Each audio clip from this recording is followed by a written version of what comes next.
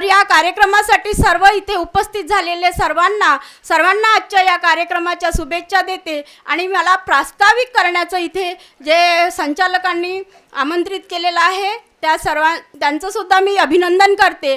आणि आपल्याला माहिती आहे आपण इथे काही विद्यार्थी उपस्थित सरांचं कार्य इतकं सोपं नाही आहे, इतके सगळे जमा विद्यार्थ्यांपर्यंत जागृतीचं काम करत आहेत, महिलांना जागृती। त्यांनी त्याचबरोबर त्यांची सहचारिणी सोनाली सोनटक्के हा त्यांच्या सुद्धा खांद्याला खांदा लावून त्यांनी सोनटक्के सरांनी जो काही त्यांनी जे धुरा उचललेला आहे त्या धुऱ्याला त्या सुद्धा त्यांचा तेवढाच हातभार आहे आणि त्यांच्या कार्यातून आज आम्ही सर्व महिलांच्या वतीने आजच्या या कार्यक्रमाचं आयोजन करण्यात आलेलं आहे। आमच्या पाठीशी सोनटक्के सर आहेत। तर प्रबोधन विचार मंचच्या सन्माननीय सर्वच इथे ज्या सामाजिक बंधनाशी जुडलेले आहेत त्या लोकांना वाटतं की आपण कुठेतरी काही केलं पाहिजे आणि खऱ्या अर्थाने या आजचा जो विषय आहे शिक्षण हीच मानवाची खरी ओळख।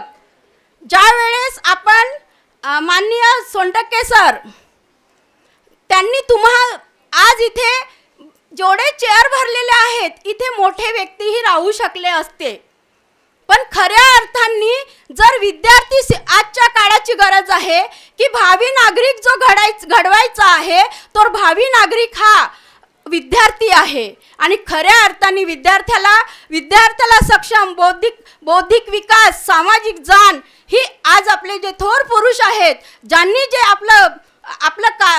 आपली आहुती दिलेली आहे, आपला जो काही जीवनाचा ज्या काही परिस्थिती होत्या त्या परिस्थितीमध्ये आपल्या स्वतःला वाहून घेतलेलं आहे आणि वाहून घेऊन आज तुम्हाला माहिती आहे की त्यागामुळे काय होत असतं।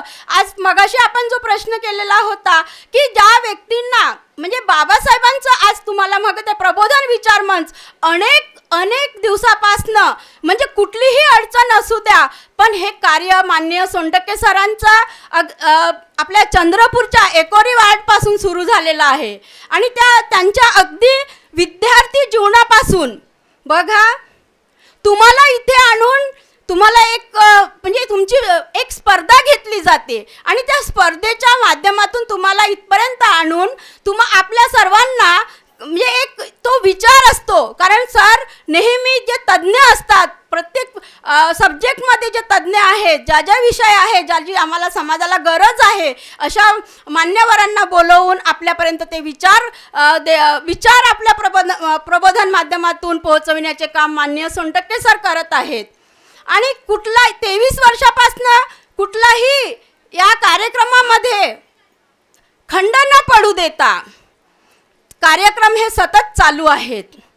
कार्यक्रम घेणं म्हणजे इतकं सोपं काम राहिलेलं नाही कारण आपल्याला माहीत आहे की कुठलंही कार्य करत असताना आर्थिक नियोजन जे लागतंय ते आर्थिक नियोजन आणि ते नियोजन करत असताना काय ताळमेळ उडते हे ज्याचं त्यालाच माहिती असते कारण घराच्या ज्या महिला असतात जे पुरुषही असतात त्यांनाही जे घर सांभाळायचं असतं त्यावेळेस ती अडचण असते। म्हणजे आज आपल्याला जरी पैशाची गरज आहे ती ज्या वेळेस डॉक्टर बाबासाहेब आंबेडकरांनी एक मुखपत्र काढलेलं होतं आणि ते मुखपत्र कशा अभावी बंद पडलं तर ते पैशा अभावी बंद पडलेलं। म्हणजे ही आज आपल्या सामाजिक म्हणजे जी परिस्थिती आहे त्या परिस्थितीमध्ये बाबासाहेबांना किती अडचणी सहन कराव्या लागल्यात, मानसिक अडचणी सहन कराव्या लागल्यात आणि त्याही याच्या काळामधून त्याही परिस्थितीतून आज त्यांनी म्हणजे बाबासाहेब म्हणतात की माझ्यासारखी इतकी इतकी गरिबी कुणीही आजपर्यंत बघितलेली नाही आहे, एवढी गरिबी मी जवळून बघितलेली आहे आणि अशा या मूकपत्राचं पैशाअभावी बंद पडलेलं आहे आणि पैसा जरी हा जीवन जगताना महत्त्वाचा वाटला तरी पैसा हा सर्वस्वी होऊ शकत नाही असं माझं वैयक्तिक मत आहे, ते आपण समजू शकता। तर आपल्याला आज माननीय आपले सोनटक्के सर आहेत, कुठल्याही राजकीय नेत्याची किंवा कुठल्याही भांडवलदारांशी कुठल्याही भांडवलदाराशीपर्यंत जाऊन मोठी रक्कम घेऊन कार्यक्रमाचं आयोजन करत नसतात, तर सामाजिक चळवळीतील जे काही आपला वर्ग आहे, ज्या वर्गामध्ये सामाजिक गोरगरिबांमध्ये जाऊन हा जो विचार आहे प्रबोधन विचार मंच, जे थोर लीडर होऊन गेलेले आहेत, ग्रेट लीडर होऊन गेलेले आहेत, त्या ग्रेट लीडरचे विचार या आमच्या विद्यार्थ्यांमध्ये रुजवावे आणि त्यांचा बौद्धिक विकास आणि समाजात पुढे हे जगत असताना यांना जो लागणारा विचार आहे तो हा विचार यांच्यात रुजवावा म्हणून प्रत्येक खेड्यापाड्यात छोट्या मोठ्या गावात ह्या चंद्रपूर जिल्ह्यातल्या अनेक शाळांमध्ये जात असतात आणि अनेक विभागांमध्ये अनेक कार्यक्रम देत असतात आणि कार्यक्रमाच्या माध्यमातून प्रबोधनाचे हे कार्य होत असते. तर आपल्याला माहीत आहे की शिक्षणाचे काय आहे, शिक्षणाचे महत्त्व काय आहे हे आपल्याला डॉक्टर बाबासाहेब आंबेडकरांनी सांगितलेलं आहे. बऱ्याच जणांना माहिती आहे की डॉक्टर बाबासाहेब आंबेडकरांचं शिक्षण कशा प्रकारे झालेलं आहे. उपाशी राहून त्यांनी तुम्हाला आज उपाशी राहावं लागत नाही. अतिशय सुंदर पद्धतीने आपले पालक आपल्यासोबत आपल्या गरजा पूर्ण करत असतात, पण त्यावेळेस माणूस म्हणून माणसाचीच किंमत होत नव्हती हे आपल्याला सर्वांना माहिती आहे. आणि त्याही काळात शिक्षणाची जाण ठेवून डॉक्टर बाबासाहेब आंबेडकरांनी एक आपल्यासमोर मोठा विचार ठेवलेला आहे आणि तो विचार घेऊन बाबासाहेबांचे विचार आहेत. या देशात सावित्रीबाई फुले आहेत, जिजाई आहेत आणि अहिल्याबाई होळकर आहेत, मदर टेरेसा आहेत. अशा अनेक महिलांनी त्या स्वतःच्या कुटुंबातच आपलं जीवन न घालवता समाजासाठी त्यांनी एक आहुती दिलेली आहे. आणि अशा याचं शिक्षणाचं महत्त्व या लोकांमध्ये आपल्या ज्या ग्रेट लीडर आहे यांनी आम्हाला समजावून दिलेलं आहे आणि म्हणूनच त्यांचा आदर्श हा आम्हाला घ्यायचा आहे. आणि म्हणून या प्रबोधन विचार मंच आणि युवा मंच विद्यार्थ्यांना घडविण्याचे कार्य आणि साक्षर करण्याचे कार्य करीत आहे. विविध विषयावर प्रश्नावर परीक्षा घेऊन स्पर्धेच्या माध्यमातून विद्यार्थ्यांमध्ये जनजागृतीचे कार्य प्रबोधन विचार मंचच्या माध्यमातून आदरणीय विनोद सोनटक्के सर हे आपल्या टीमला घेऊन करत आहेत. विद्यार्थ्यांना स्पर्धा परीक्षा घेऊन अभ्यासाची आवड निर्माण व्हावी, कारण परीक्षा म्हटलं की अभ्यास आलाच. म्हणून त्या निमित्ताने परीक्षाच्या निमित्ताने एक परीक्षा म्हणजे आम्हाला असं वाटतं की काहीतरी आपला परीक्षा होणार आहे, पेपर आहे आणि त्या माध्यमातून आपण जी पुस्तकं चाळतो आणि त्या माध्यमातून आज आपण एक महिलांना सुद्धा एक आपण ती संधी दिलेली होती. तर कधी शाळेमध्ये टाप असणारा विद्यार्थी शाळेमध्ये खूप पर्सेंटेज घेतोय, पण जेव्हा अभ्यास घेऊन तो एक आवड निर्माण असतं आणि शाळेत टाप असणारा विद्यार्थी सुद्धा जीवनाच्या परीक्षेत 0 असू शकतो. कारण बऱ्या लोकांना डिग्री घेता येतं, पण जेव्हा आपण समाजात आपलं जीवन जगत असतो अशा कुठल्याही संकटाला आज आपण बघतो आहोत किती म्हणजे कुठलंही थोडं जरी कारण आलं तरी टेन्शन घेऊन काय होत असतात, आत्महत्याला, सुसाईड. तर हे जाण ज्याला असेल, जो सामाजिक, तसेच सोनटक्के सर फार अशा गरिबीतून येऊन गरिबीची जाण ठेवून समाजातील तळागाळातील जे विद्यार्थी आहेत, कडुलीवरून, मूलवरून, चंद्रपुरात तर आहेतच, पण छोट्या खेड्यापर्यंत पोहोचून ज्या विद्यार्थ्यांना एक सक्षम बनवण्याचं कार्य हे माननीय सोनटक्के सराच्या माध्यमातून या प्रबोधन विचार मंचाच्या माध्यमातून टीमला घेऊन करत आहेत. त्याचबरोबर एक या कुठल्याही याच्यात महिलांना सुद्धा ज्या युवा महिला आहेत त्यांना सुद्धा एक संधी देऊन त्या समोर घेऊन त्यांना सक्षम करण्याचं काम सुद्धा करत आहेत. अकॅडमिक शिक्षणासोबत व्यावहारिक शिक्षणाची सुद्धा जोड असणे हे महत्त्वाचे आहे. खऱ्या अर्थाने स्वबळावर आत्मसन्मान ठेच न लागता सतत नवनवीन विषयावर प्रबोधनाचे कार्यक्रम आयोजित करून समाजात जागरूकता आणण्याचं काम माननीय सोनटक्के सर करत आहेत आणि महिलांना पुढाकार देऊन महिलांना सुद्धा सक्षमीकरणाचं काम इथे या स्टेजच्या माध्यमामधून होत आहे. आजच्या कार्यक्रमाचं आयोजन सुद्धा माननीय आजचे कार्यक्रमाचे अध्यक्ष सोनटक्के सरांनी आम्हा महिलांवर सोपवलं. आणि तुम्हाला आम्हाला सगळ्यांना माहिती आहे की एखादी जर आपण जिम्मेदारी स्वीकारली, त्या जिम्मेदारीमुळे त्रास जरूर होतो, पण त्याच्यातून आपण एक खूप मोठं एक कार्य धाडस करण्याचं आणि कार्य करण्याचं शिकत असतो. आणि खरंच सोनटक्के सरांनी सुद्धा आम्हाला एक महिलांवर धुरा दिली की आज हे कार्य तुम्ही घडवून आणा आणि करा. तरी आम्ही आजचा ह्या कार्यक्रम सरांच्या आयोजनातून, महिलांच्या सहकार्यातून, त्या माझ्या ज्या टीम आहे त्या सर्वांचं सुद्धा मी अभिनंदन करते. आणि या कार्यक्रमाचा आजचा हा विषय इथे आपण सर्वांच्या, विद्यार्थ्यांच्या, पालकांच्या आणि महिलांच्या म्हणजे निगडीत असलेला प्रश्न, शिक्षण हीच मानवाची खरी ओळख, हा विषय इथे घेण्यात येत आहे. तर मानवाच्या जीवनात शिक्षणाला अतिशय महत्त्वाचे स्थान आहे. जन्माला आलेला प्रत्येक जण माणूस असतो, परंतु खऱ्या अर्थाने मानव होण्यासाठी त्याला शिक्षणाची गरज आहे. शिक्षण म्हणजे प्रकाश. शिक्षण मनुष्याच्या अज्ञानरूपी अंधकाराला दूर करून विवेकाचा विचार आणि सत्याचा प्रकाश देतं. शिक्षण हीच खरी संपत्ती. धन, सत्ता, सौंदर्य हे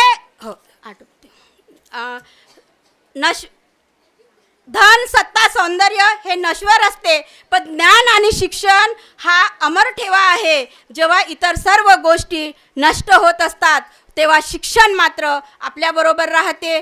तर हा समाजाचा, मानवी मूल्याचा पाया खरे शिक्षण केवळ वाचन लेखनापुरते मर्यादित नसते. ते माणसाला प्रामाणिकपणा, दया, समानता, न्याय, जबाबदारी आणि कर्तव्य याची जाणीव करून देते.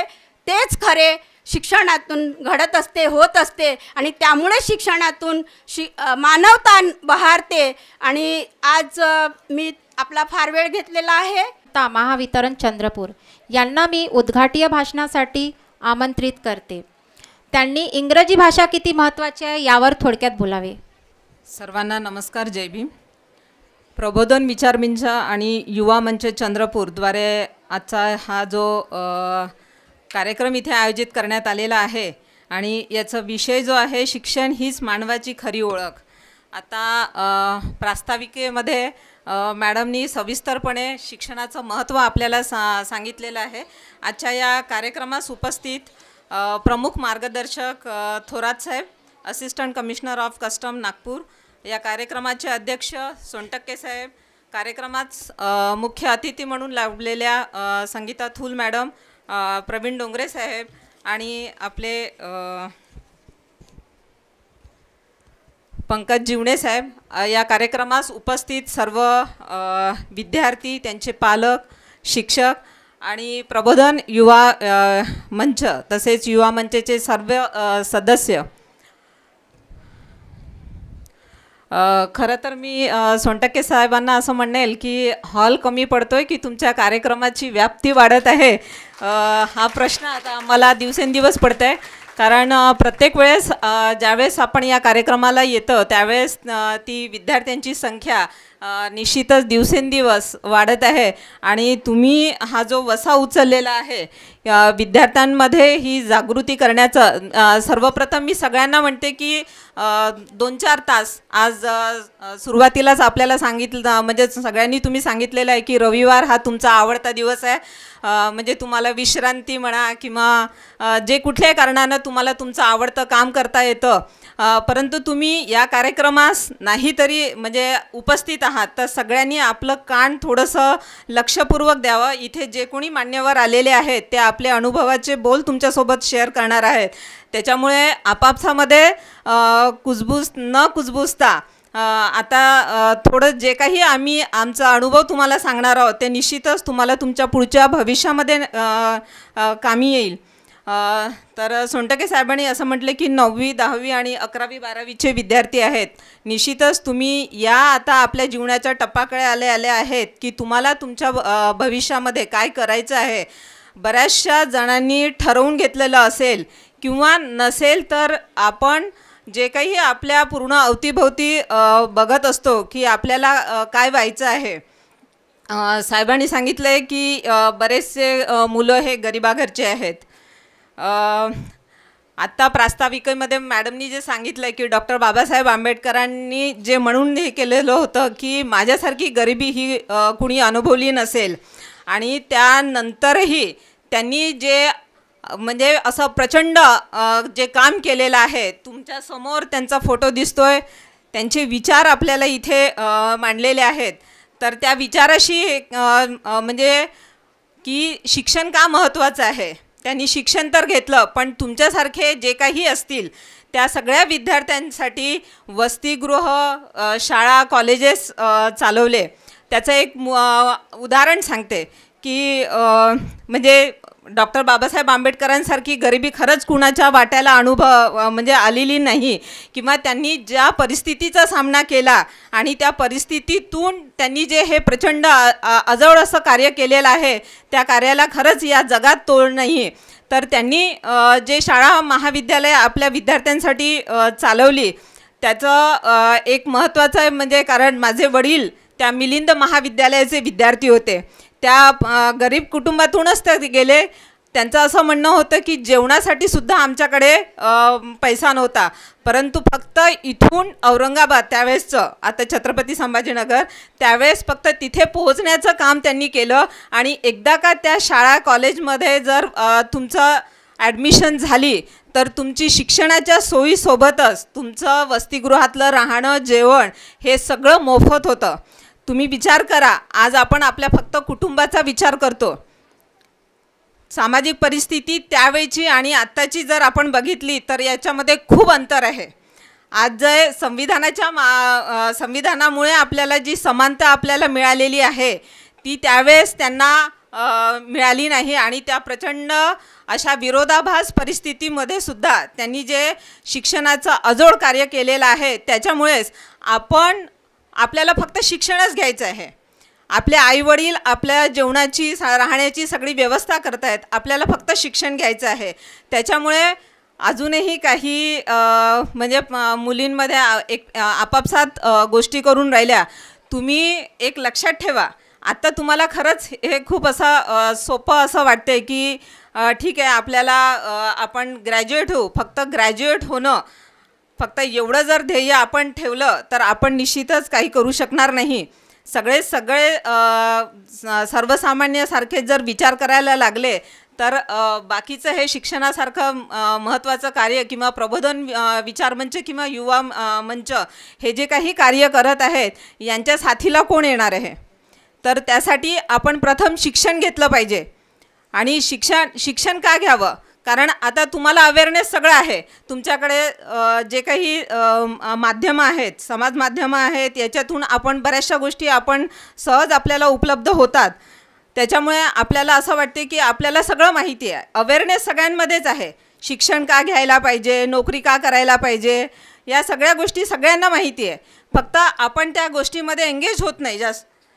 जो माणूस तनमन धनाने त्या प्रत्येक गोष्टीकडे जर काळजीपूर्वकपणे पाहिलं तर आपल्याला लक्षात येईल की तोच माणूस एक समाजामध्ये कुठला तरी ठसा उमटवू शकतो. नाहीतर शिक्षण घेतलं, ग्रॅज्युएट होतो, पोस्ट ग्रॅज्युएट होतो, इवन डॉक्टरेट होतो, परंतु तो फक्त जर स्वतःचा विकास करत असेल तर त्या शिक्षणाला असं महत्त्व येत नाही. आणि त्यासाठी आपण स्वतः शिक्षण घेतलं पाहिजे. आणि आपल्यासोबत आपली जी सामाजिक परिस्थिती आहे, आपल्या आजूबाजूचे लोक आहेत, त्यांच्यामध्ये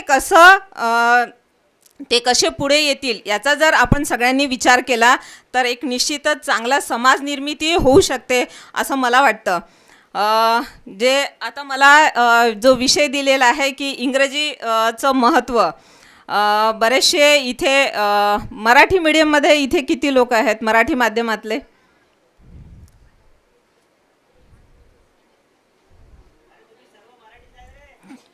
मराठी माध्यमातून जे शिक्षण घेत आहेत त्यांचं म्हणते. म्हणजे फक्त एक ऑप्शन विषय जर इंग्लिश असेल तो नाही, मराठी माध्यम. बरं, इंग्रजी माध्यमातले किती आहेत? म्हणजे इंग्रजी माध्यमातल्या मुलांची संख्या बऱ्यापैकी आहे इथे. ठीक आहे. तर आपण बघतोय की जे कुठलं माध्यम असेल, शिक्षण घेताना आपण त्यामध्ये प्रावीण्य करायला पाहिजे. परंतु आता आपण जर बघतोय तर इंग्रजी ही आंतरराष्ट्रीय भाषा झालेली आहे. आपण कुठेही गेलो किंवा संवाद आपल्याला हे वाढवायचं आहे, जगामधलंच नाही तर आपण भाषावर जरी गेलो, इथल्या कुठल्याही स्टेटमध्ये गेलो तरी ही इंग्रजी जी भाषा आहे त्या इंग्रजी भाषेचं महत्त्व आपल्या सगळ्यांनाच माहिती आहे. आपण जर बघत असू की तंत्रज्ञान किंवा विज्ञान जो विषय आहे हे बहुतेक त्याचे जे काही उपलब्ध आहेत ते जवळपास इंग्रजी माध्यमातून आहे. आणि त्याच्यामुळे तुम्ही जी इंग्रजी भाषा आता शिकत आहात तर त्या शिक्षणासोबत म्हणजे आपण ती कशी आणखीन डेव्हलप करायला पाहिजे याकडे तुम्ही लक्ष द्या. आपल्याला माहिती आहे की आपण आपल्या घरामध्ये आपले आईवडील, बरेचसे आईवडील आहेत की आता इंग्रजी माध्यमामध्ये मुलांना पाठवतात, परंतु फक्त इंग्रजी शिकणं आणि इंग्रजी याच्यामधून आपण एखादी डिग्री घेणं याला महत्त्व न देता आपण ती इंग्रजी भाषा त्याच्यामध्ये आपलं संवाद वाढवायला पाहिजे. कारण पुढे तुम्ही ज्यावेळेस सायन्स असू द्या किंवा टेक्निकल कुठलेही कोर्सेस असू द्या हे जास्तीत जास्त तुमच्या इंग्रजी भाषेमध्ये असणार आहेत. आणि इंग्रजी आता पुढे तुम्हाला जर व्यवसाय करायचा आहे, कुठलंही स्किल डेव्हलपमेंट असू द्या याच्यामध्ये इंग्रजीला खूप महत्त्व आहे. त्याच्यामुळे आता तुम्ही जे काही तुम्ही शिक्षण घेता त्या फक्त तो एक पास होण्यापुरता एवढं न लक्षात घेता त्या प्रत्येकाचं तुम्हाला कदाचित माहिती आहे की IAS, IPS, MPSC जे काही UPSCचे जे स्पर्धा परीक्षा होतात त्याच्यामध्ये ठीक आहे आजकाल आपली भाषासुद्धा मराठी माध्यमातूनसुद्धा तुम्हाला देता येतं, परंतु तुम्ही जर बघितलं तर पुढे तुम्हाला हा इंग्रजीचा अभ्यास जर तुम्ही वाढवला तर निश्चितच तुमच्या स्वतःच्या हा विकासासाठी हे खूप आवश्यक आहे. दुसरं असं की तुम्ही कुठेही जेव्हा करिअर करणार त्यामध्ये म्हणजे स्पेशली जेव्हा सायन्स आणि टेक्निकल याच्यामध्ये जेव्हा तुम्ही करिअर करणार त्यावेळेस हा जो विषय किंवा आंतरराष्ट्रीय ज्यावेळेस आपल्या कंपन्या असणार आहेत त्यामध्ये आता तुम्हाला माहिती आहे की तुम्ही ऑनलाईन माध्यमातून जरी ती कंपनी अमेरिकन असू द्या किंवा कुठल्याही इतर देशातली असू द्या त्याचे ऑफिसेस इथे आहेत आणि ऑनलाईनच्या माध्यमातून तुम्ही सगळे लोक त्या करिअरच्या माध्यमातून त्याच्यासोबत जोडले गेलेले असणार आहात. आणि त्याच्यामुळे इंग्रजी भाषेवर प्रभुत्व मिळवणं खूप आवश्यक आहे. तर त्यासाठी तुम्ही जे मुलं आहात आपले आईवडील तर आपण या भाषेमध्ये इतके आपण त्यांच्याशी बोलत नाही किंवा घरी तसं वातावरण नसतं किंवा तुम्ही ज्या गावातून आलेले आहेत किंवा ज्या ठिकाणून आलेले आहेत तिथे आपल्या अवतीभोवती एक दोन विद्यार्थी जर सोडले तर इतर लोक त्यामध्ये खूप म्हणजे ती भाषा परिचित नसते. तर ज्या शाळेमध्ये तुम्ही शिकत आहात तिथे तुम्ही ग्रुपने जर एकमेकांसोबत या माध्यमातून तुम्ही जर बोललात तर निश्चितच हे तुमच्यासाठी चांगलं असणार आहे. आणि शिक्षण मग ते कुठल्याही माध्यमातलं असलं तरी उच्च शिक्षणाची ही प्रत्येकाने ती कास धरायला पाहिजे. कारण फक्त ग्रॅज्युएट होणं आता तुम्हालाही माहिती आहे की एखादं MBBS जरी झालं आहे तर फक्त MBBSनी नाही तर त्याच्यापेक्षा MD स्पेशलायझेशन असं प्रत्येक विषयात आहे. इंजिनिअरिंग असू द्या किंवा कुठल्याही विषयामध्ये BSc झाले तरी आपल्याला MSc करायचं आहे. प्रत्येक विषयामध्ये डेव्हलपमेंट करायचं आहे. आणि प्रत्येक हे कोर्सेस आहे हे प्रत्येक इंग्लिशमधून खूप जास्त प्रमाणात असल्यामुळे प्रत्येक विद्यार्थ्यांनी त्या विषयाची कास धरायला पाहिजे. प्रबोधन विचार मंच आणि युवा मंच हा प्रत्येक वेळेस वेगवेगळे विषय घेऊन मला वाटते करिअरच्या मध्ये सुद्धा मागच्या वेळेस ज्या सगळ्या महिला होतं त्यांना महिला सशक्तीकरणाचं तर त्या माध्यमातून सुद्धा आणि तुमच्यासारखे जे विद्यार्थी आहे त्या विद्यार्थ्यांमध्ये सुद्धा स्पर्धेच्या माध्यमातून काही ना काही तुम्हाला देणं करत आहेत आणि ही संख्या दिवसेंदिवस खूप वाढत आहे. तर मला सगळ्यांना हेच सांगायचं आहे की आपल्यासमोर डॉक्टर बाबासाहेब आंबेडकर यांचं पूर्ण जीवनपट आहे आणि प्रत्येकाने या सगळ्या महापुरुषांचं जीवनचरित्र निश्चितच वाचायला पाहिजे. जरी ती परिस्थिती आज तुम्हाला नाही तरी पण त्या परिस्थितीतून ते सामोरे कसे झाले आणि आज आपल्यामध्ये इतकी चांगली परिस्थिती असतानासुद्धा आपण थोडंसं मागे पडतो की फक्त एक शिक्षण घ्यायचं, नोकरी करायची हा एवढा संकुचित विचार न ठेवता आपणही या समाजासाठी काहीतरी हातभार लावला पाहिजे, हा सगळा विचार मनात ठेवून आणि आपण आज या कार्यक्रमास इथे आलेलो आहोत. आपले काहींचे पालक असतील, शाळेचे शिक्षक असतील किंवा विद्यार्थीसुद्धा असतील, तर ह्या कार्यक्रमाकडे फक्त एक स्पर्धा न पाहता किंवा फक्त मी इथे आले, बरेचसे मुलं या पण याच्याने आले असतील की जी स्पर्धा तुम्ही घेतलेली आहे त्याच्यामध्ये पहिला, दुसरा, तिसरा, तर फक्त एवढा पुरताच विचार मर्यादित ठेवू नका.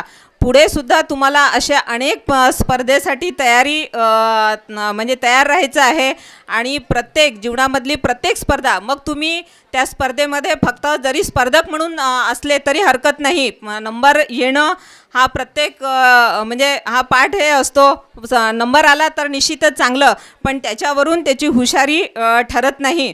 प्रत्येकाने प्रत्येक स्पर्धेमध्ये सहभागी होऊन त्यातून काहीतरी शिकलं तर निश्चितच तुम्ही एक खूप चांगलं तुमच्यातून एक व्यक्तिमत्व घडेल आणि असेच प्रबोधन विचार मंच आणि युवा मंचाच्या कार्यक्रमास याच्यातून काहीतरी लोकांचा नक्कीच सहभाग पुढे तुम्हाला मिळेल. सगळ्यांना खूप खूप शुभेच्छा देते.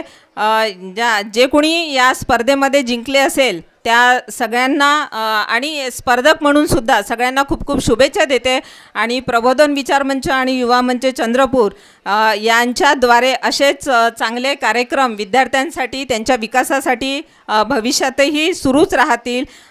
त्यासाठी मी प्रबोधन विचार मंच आणि युवा मंचाला धन्यवाद देते आणि थांबते. धन्यवाद. Of Chandrapur. If there is some mistake, please forgive me. So the motive to give a speech in front of you about the Manch is that this Manch or this team is working for the women and the girls.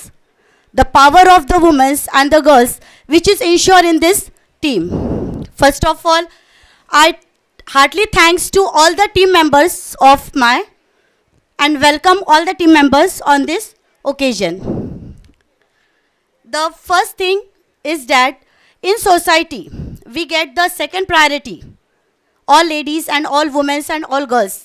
So in this working team I really appreciate that the sir and the team, they are giving the first priority to all the women and the girls to speak and to say few words or to express their feelings on this beautiful occasion.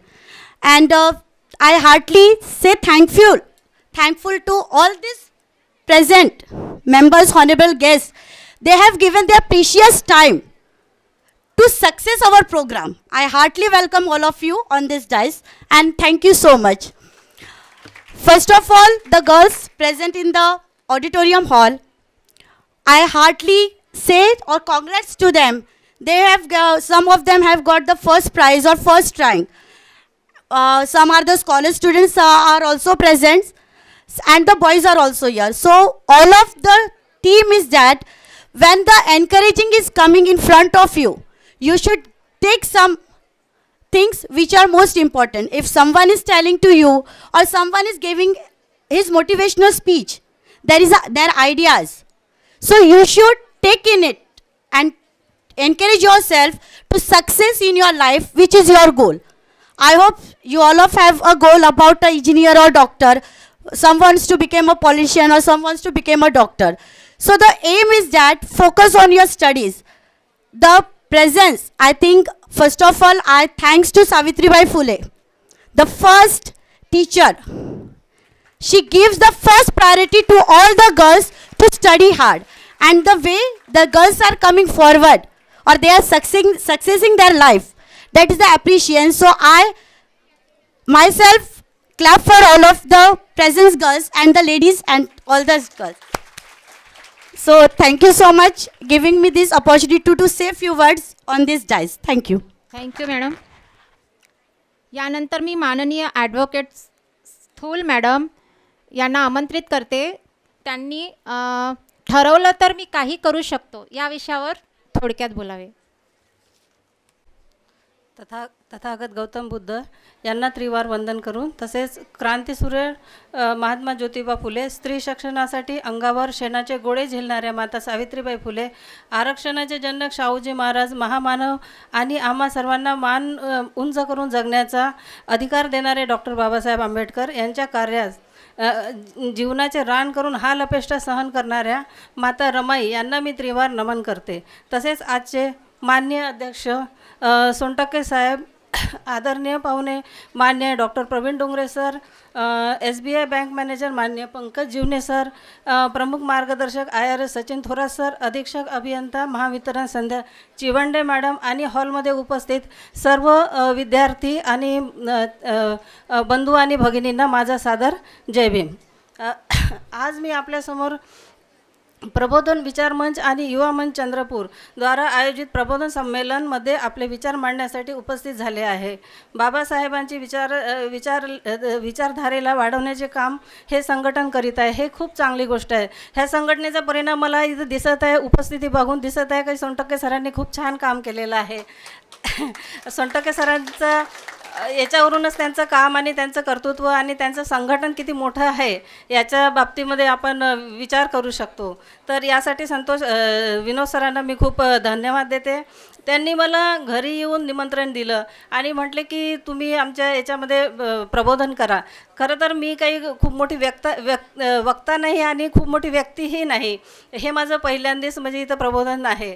तर त्यांनी मला हा इथल्या चंद्रपूर शहरामध्ये जिथे बाबासाहेबांनी नागपूरनंतर दीक्षा घेतली, तर अशा जागी येऊन मला बोलण्याचा चान्स दिला आणि मला संधी दिली, त्याबद्दल मी त्यांचे खूप खूप आभार मानते आणि त्यांच्या पूर्ण संघटनेचे आभार मानते.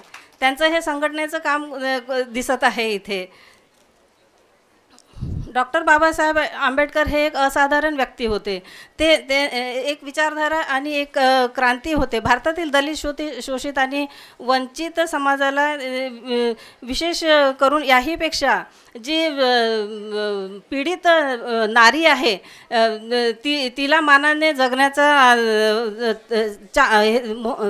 जगण्यासाठी तरतूद करून दिली आणि नारी समाजाला नवीन ओळख तयार करून दिली, नवीन जीवन दिले. बाबासाहेबांच्या विचाराला बाबासाहेबांचे जे विचार होते, शाहू फुले आंबेडकराईट जे विचारधारा आहे, तो बाबासाहेबांनी 1956मध्ये बाबासाहेबांचे महापरिनिर्वाण झाले.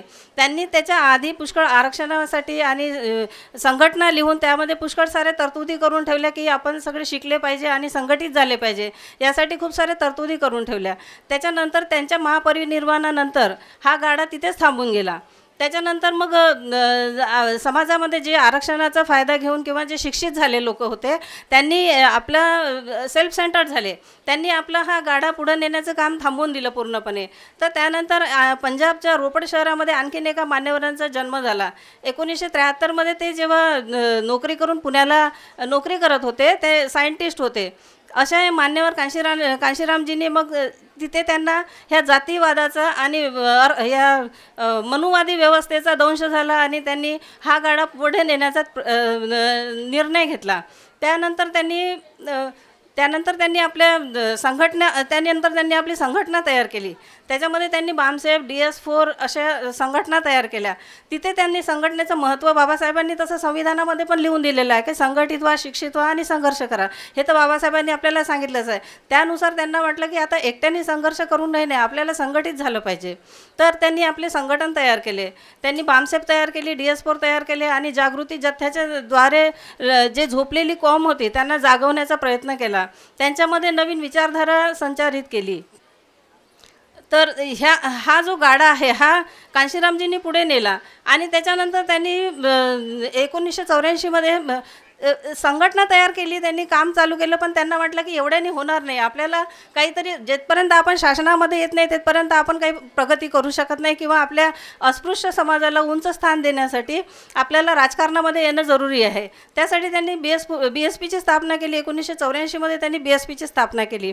त्याच्याद्वारे त्यांनी मग त्यांच्या संपर्कामध्ये मग उत्तर प्रदेशसारख्या मोठ्या स्टेटमध्ये जिथे भारताचे सर्वात मोठं लोकसभेची कॉन्स्टिट्युएन्सी आहे, लोकसभेचं क्षेत्र आहे, त्यामध्ये त्यांनी आपलं काम वाढवलं. तिथे त्यांना खूप राजनीतिक सपोर्ट पण मिळाला आणि त्यांनी ठरवलं तेव्हा की मी कुठल्याही राजनीतिक पदाचा स्वीकार करणार नाही. म्हणून त्यांनी भारताची पहिली अस्पृश्य मुख्यमंत्री कुमारी मायावती यांना बनवलं. एक महिला बनवण्याचा त्यांनी निर्णय घेतला आणि तिथे त्यांना बनवलं. तर हे झालं म्हणजे आपल्या जे संघटना आहे शाहू फुले आंबेडकरांची विचारधारा आहे याला पुढे नेण्यासाठी त्यांनी हे काम केलं. त्यांनी तिथे असं दाखवलं म्हणून की होऊ शकत आहे. जे आपण म्हणजे निर्णय घेतला ते आपण करू शकतो. आज इथे बसलेले सगळे स्टुडंट आहे यांच्या मनामध्ये आता सगळे इथं टीनेजर्स आणि ॲडोल्सन दिसत आहे सगळे. तर यांनी जर आपल्या मनामध्ये निर्णय घेतला की काही होऊ शकते, कांशीरामजींनी हे सिद्धांत दिला मेन की होऊ शकत आहे की आपण काहीही विचार केला कोणताही केला तर तो होते. फक्त तुम्हाला संघटित होणं जरुरी आहे आणि शिक्षित होणं जरुरी आहे. शिक्षण हे वाघिणीचं दूध आहे हे बाबासाहेबांनी आपल्याला सांगितलेलं आहे. त्यांनी हे आपल्याला वेळोवेळी शिक्षित करण्यासाठी त्यांनी पुष्कळ साऱ्या तरतुदी पण करून ठेवलेल्या आहे. पण ते अंगीकारणं आणि त्याला इम्प्लिमेंट करणं हे खूप जरुरी आहे. तर संघटित होण्यासाठी मी तुम्हाला याचं एक खूप साधारण इथं सगळे छोटे मुलं बसलेले आहेत यांना अगदी सोप्या सरळ भाषेमध्ये संघटनेचं महत्त्व समजून देण्याचा एक स्टोरी सांगते. तर एका शाळेमध्ये एक सर पटांगणामध्ये पोरांना एक प्रयोग करून दाखवत होते की ते सर ऊन होतं चांगलं तेज आणि तिथे ते सर गेले आणि त्यांनी पेपर ठेवला आणि म्हटले की हा उन्हाने मी पेपर जाळून दाखवते तुम्हा लोकांना. तर त्यांनी तो पेपर ठेवला, त्याच्यावर त्यांनी ते मॅग्निफाईंग ग्लास ठेवला, भिंग ज्याला म्हणतो आपण, तो ठेवला आणि ते पेपर जाळायला सुरुवात केली त्यांनी. तर एक मुलगी म्हणते की सर सूर्य इतका तेजस्वी आहे, इतकं त्याच्यामध्ये ऊर्जा आहे, तर हा सूर्य असाच का नाही जाळत, तुम्ही हा ग्लास का लावला इथे. तर सर म्हटले की बेटा एक सूर्य कितीही तेजस्वी असला, कितीही त्याच्याकडे ऊर्जा असली तरी तो एकटा किरण त्याला जाळू शकत नाही.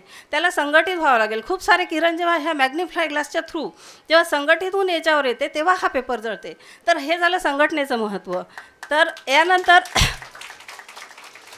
यानंतर शिक्षणासाठी चिवंडे मॅडमनी पण खूप छान सांगितलं की इंग्रजी किती जरुरी आहे. आजकाल पूर्ण ग्लोबलायझेशन झालेलं आहे. माणूस एकदम अमेरिकेमध्ये फटाकसे बोलू शकते, कोणत्याही देशाशी कॉन्टॅक्ट करू शकते. तर माध्यम पूर्ण ऑल ओव्हर जगाचं एकच कॉन्टॅक्ट होण्याचं एकच आहे इंग्रजी भाषा. तुम्ही जर इंग्रजी भाषेवर आपली कमांड केली तर तुम्ही कुठेही आपल्याला कमी समजू शकणार नाही. आज सगळे कामं तुमचे फोननी होतात आणि तिथे पण कुठेही बोलायच्यासाठी तुम्हाला हिंदीचं चालू आहे. आजकाल भारतामध्ये हिंदीची भाषाचं महत्त्व तेही महत्त्वाची आहे, पण तुम्हाला जर भारताच्या बाहेर जायचं असेल, तुम्हाला जर दुनियेशी कनेक्ट व्हायचं असेल तर तुम्हाला इंग्रजी भाषा येणं खूप जरुरी आहे. आणि आता तुम्ही या वयामध्येच त्या भाषेवर जर कमांड केली तर तुम्हाला खूप चांगलं समोरपर्यंत तुम्ही पूर्ण दुनिया काबीज करू शकता. तर हे एक इंग्रजी भाषेचं महत्त्व आहे. आणि दुसरी गोष्ट झालं की साहेबांनी सांगितलं आहे की होऊ शकत आहे. त्यांनी अस्पृश्य महिलेला भारताच्या सर्वात मोठ्या लोकसभा क्षेत्रामध्ये, भारताची सर्वात मोठी स्टेट आहे, तिथे त्यांनी मुख्यमंत्री बनवण्याचं स्वप्न बघितलं आणि 4 वेळा, 1 वेळा नाही 4 वेळा अस्पृश्य महिलेला भारतामध्ये आतापर्यंत कोणत्या स्टेटमध्ये नव्हती तिथे बनवलं. तर हे आहे फक्त होऊ शकत आहे.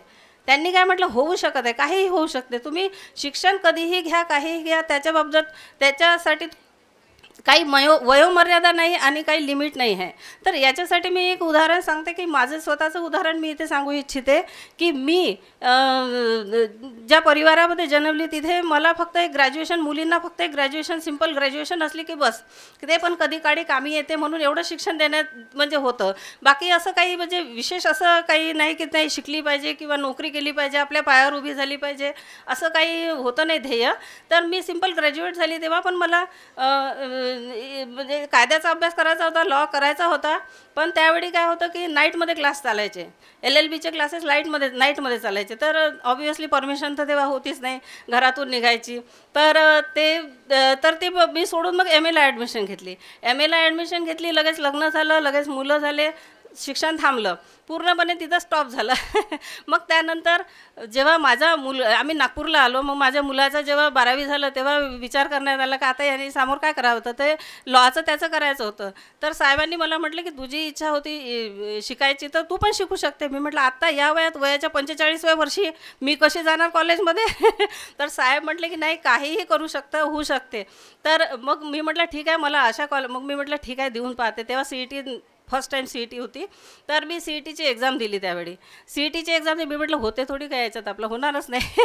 तर मी माझी तिथे CETमध्ये ॲडमिशन झाली. CETमध्ये मला रँक मिळाला. मग मी म्हटलं मी अशा कॉलेजमध्ये ॲडमिशन घेणार की जिथे कॉलेजमध्ये नाही जावं लागणार, कारण मी एवढी 45 वर्षाची बाई कुठे जाणार कॉलेजमध्ये. तर म्हटले की नाही तू अशा कॉलेजमध्ये घे की जिथे चांगल्यापैकी क्लासेस होणार. मी म्हटलं ठीक आहे. मग तिथे आंबेडकर दीक्षाभूमी आंबेडकरमध्ये मी लॉला ॲडमिशन घेतली. मी पहिल्या दिवशी कॉलेजमध्ये गेली. तिथे माझ्या वयाच्या तर नव्हत्याच कोणी, आणि सगळे 20 ते 25 वयोगटातले, कारण ते BAच्या नंतरचं होतं, तर सगळे 20 ते 25 वयोगटातल्या मुलं होते तिथे. मी आपली बसली दुबकून एका कोपऱ्यात जाऊन, आणि आणि तिथे जाऊन बसली ना. पहिल्याच दिवशी पहिली मॅडम आली लेक्चर द्यायला समोर, एकदम सुंदर, आणि जो इंग्लिशमध्ये चालू झाली. पहिलं एकही वर्ड हिंदीचा नाही, त्यामध्ये पूर्ण इंग्लिशमध्ये बोलायला लागल्या मॅडम. बापरे, मी तर एवढी घाबरून गेली. माझं पूर्ण शिक्षण मराठी मीडियममध्ये झालेलं, मी मराठी मीडियमचे स्टुडंट. तर ते पण कधी 1992मध्ये माझं BA झालं होतं कंप्लीट. तर तेव्हापासूनचं सुटलेलं शिक्षण मग मी पुन्हा चालू करण्याचा प्रयत्न केला. आणि मी बघितलं, मी घरी आली, मी म्हटलं मी नाही जाणार उद्यापासून. तर म्हणते का? तर मी म्हटलं तिथं मॅडम एकही शब्द हिंदी बोलल्या नाही की मराठी नाही बोलल्या, पूर्ण इंग्लिशमध्ये, सगळे लेक्चर इंग्लिशमध्ये. मला तर इंग्लिश काहीच येत नाही. हे म्हटले तर काय प्रॉब्लेम नाही आहे, तू इंग्लिश कोचिंग लाव. तर मी इंग्लिशची कोचिंग क्लास जॉईन केली. दुसऱ्या दिवशी येतानीच कोचिंग क्लास शोधली आणि इंग्लिशची कोचिंग क्लास लावली. अशा प्रकारे मी आपलं BA कंप्लीट LLB कंप्लीट केलं, LLM कंप्लीट केलं, आणि आता मी ॲज ए ॲडव्होकेट म्हणून नागपूरला प्रॅक्टिस करत आहे. तर हे जे कांशीरामजींनी जे हे आमच्या घरी पूर्ण विचारधारा शाहू फुले आंबेडकराईट विचारधारेचे सगळे असल्यामुळं मला हे इझी झालं. आणि त्याही वयामध्ये मला प्रोत्साहन करणारे मेन म्हणजे माझे मिस्टर संजय थुल सर. त्यांनी मला इतकं प्रोत्साहित केलं प्रत्येक वेळी की मला म्हणजे काही कोणत्या गोष्टीची कमी अशी जाणवली नाही. तेच मी म्हणते की सर्वांमध्ये पोटेन्शियल राहते, शिकायची इच्छा सर्वांची राहते, पण त्यांना ते वाव देणारे पण असायला पाहिजे. त्यांच्यामधलं जे पोटेन्शियल आहे ते काढणारा पण कोणीतरी भेटला पाहिजे, मार्गदर्शक भेटला पाहिजे. आता इथे इतके सगळे विद्यार्थी आहे, यांचे मार्गदर्शक सोनटके साहेब आहे. सगळ्यांमध्ये शोधतात आहे सर्व. त्यांना आपलं त्यांच्यामध्ये काय आहे ते त्यांना पूर्णपणे माहिती आहे. पोरांकडून सगळं शिक्षण करून ते प्रोत्साहित करत असतात सर्वांना, हे दिसत आहे इथे. तर हेच सांगण्याचा अर्थ हाच आहे की सर्वांमध्ये इच्छा राहते, शिकायची इच्छा राहते, करायची पण राहते, आणि ते केलं पाहिजे. मी आज हे सर्व विद्यार्थ्यांना सांगू इच्छिते इथे की शिकायचं काही वय नाही राहत. तुम्ही कोणत्याही वयामध्ये कधीही तुमचं वय तुमचं आज काही कारणास्तव सगळे गरीब घरातले विद्यार्थी, कधी फीसची प्रॉब्लेम राहते, कधी किंवा घरची प्रॉब्लेम राहते, काही प्रॉब्लेम राहते, तर त्यांनी आपल्या प्रॉब्लेमला फेस करून त्याच्यानंतरही शिक्षण चालू करू शकता. तुम्ही त्याच्यानंतरही आपलं एज्युकेशन पूर्ण करा. कारण जेव्हा तुम्ही एज्युकेशन होता तेव्हा तुमचं फक्त आर्थिक दृष्ट्या तुम्हाला नोकरी मिळते किंवा काही असं नाही आहे, तुमचा सामाजिक दर्जा वाढते. शिक्षणामुळे काय आहे की माणसाला समाजामध्ये उठण्या बसण्याची काय म्हणतात त्याला विचार येते, आणि तुम्ही घाबरत नाही. शिक्षण हे असा एक तुमच्यामध्ये पाठिंबा आहे त्याचा की तुम्ही 4 लोकांमध्ये बोलू शकता, 4 लोकांना तुम्ही सांगू शकता, 4 लोकांमध्ये तुम्ही डिबेट करू शकता. शिक्षणामुळे तुम्हाला माहितीच नाही राहून तुम्ही वाचानच नाही तर कसं, कुठून तुमच्याकडे नॉलेज येणार.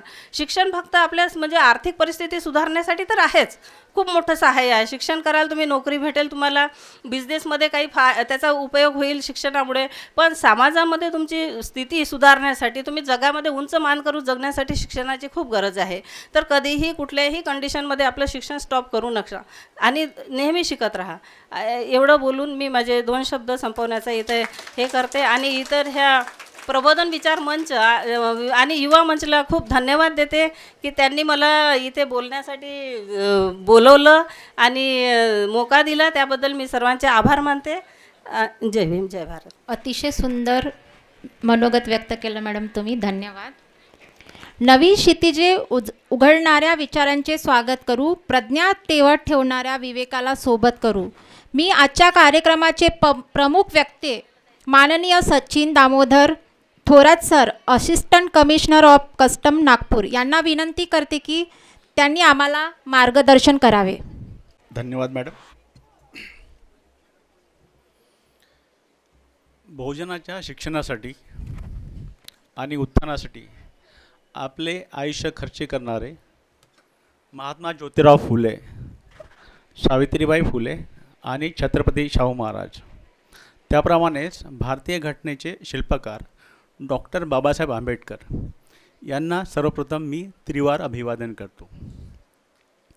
मंचावर उपस्थितीत चिवंडे मॅडम, थूल मॅडम, जीवने सर आणि डोंगरे सर आणि इथे उपस्थित माझ्या मित्र आणि मैत्रिणींनो, प्रबोधन विचार मंच आणि युवा मंच चंद्रपूर यांनी आजचा जो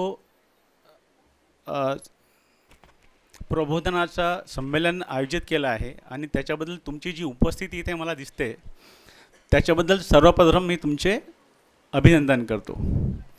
कारण आजचा रविवारचा दिवस आहे. रविवारचा दिवस म्हणजे आरामाचा दिवस, सुट्टीचा दिवस. तुमचं वय खेळण्याचं, बागडण्याचं, मोबाईल खेळता, टी व्ही बघता, नाही का? आणि अशा दिवशी तुम्ही या शिक्षणासारख्या, तसं म्हटलं तर गंभीर विषयावरती तुम्ही इथे एवढ्या मोठ्या संख्येने उपस्थित झालात, त्याच्यामुळे तुम्ही खरंच कौतुकास पात्र आहात. चला, यासोबत मी आता दुसऱ्या आपल्या विषयावरती चालू करतो आहे. शिक्षण ही आपली ओळख, खरी ओळख, हा आजचा विषय आहे. खरं तर शिक्षणाचं महत्त्व आता आजच्या काळामध्ये कुणालाही नव्याने सांगण्याची गरज नाही. मुलांना जरा लक्ष द्या थोडंसं. शिक्षण नव्याने आपली ओळख आहे हे आपल्याला नव्याने सांगण्याची गरज नाही. कारण आईवडिलांनी ते जाणलं आणि तुम्ही ते जाणता आहात म्हणून इथे आहात, शाळेमध्ये गेला आहात आणि इथे उपस्थित आहात. आता याच्यामध्ये, आणि मी खरं तर या क्षेत्रातला तज्ज्ञ पण नाही आणि शिक्षक पण नाही, तरी पण माझ्या अनुभवावरून आणि मला या संदर्भात जी काही माहिती झाली आहे ते मी तुमच्याशी आता शेअर करण्याचा प्रयत्न करतो आहे. तर याची सुरुवात म्हणजे आपण आपले कुठलेही कार्य ज्यावेळी असतं त्याची सुरुवात आपण बाबासाहेबांपासून चालू करत असतो. आता या संमेलनाच्या निमित्ताने बाबासाहेबांना आपण आठवण करून बघूया. म्हणजे साधारणतः 2500 वर्षापासून जो समाज शिक्षण आणि एकदम सामान्य मानवी हक्क याच्यापासून जो समाज वंचित होता, अशा समाजात आत्मविश्वास निर्माण करणे, त्यांना जागृत करणे, हे काम बाबासाहेबांनी एकट्या स्वतःच्या जोरावर केलं आहे. मग त्यांना याच्यासाठी किती प्रयत्न करावे लागले असतील. मग ही जी प्रस्तावित समाजव्यवस्था होती त्यांच्यासोबत त्यांना कसे लढावे लागले असेल हे सगळं आपल्याला माहितीच आहे. पण त्या लढण्यासाठी त्यांनी त्यांचे मेन आयुध कोणते होते ते म्हणजे त्यांची अफाट बुद्धिमत्ता आणि शिक्षण. बघा, बाबासाहेबांच्या डिग्र्या इथे लिहिल्या आहेत. इतक्या साऱ्या डिग्र्या आहेत की बाबासाहेब आणि त्यावेळचे सगळे म्हणायचे की बाबासाहेबांसमोर तेव्हाचे राजकारणी म्हणजे गांधी आणि नेहरू हे शाळेतील मुलं मुली आहेत. म्हणजे त्यांनी शिक्षणाच्या जोरावर आपले असे अस्तित्व निर्माण केले, आपली अशी प्रतिमा निर्माण केली की त्यासमोर बाकीच्या सगळ्या पॉलिटिकल लोकांना त्यांचा कितीही विरोध असला तरी त्यांना ते मान्य करावं लागले.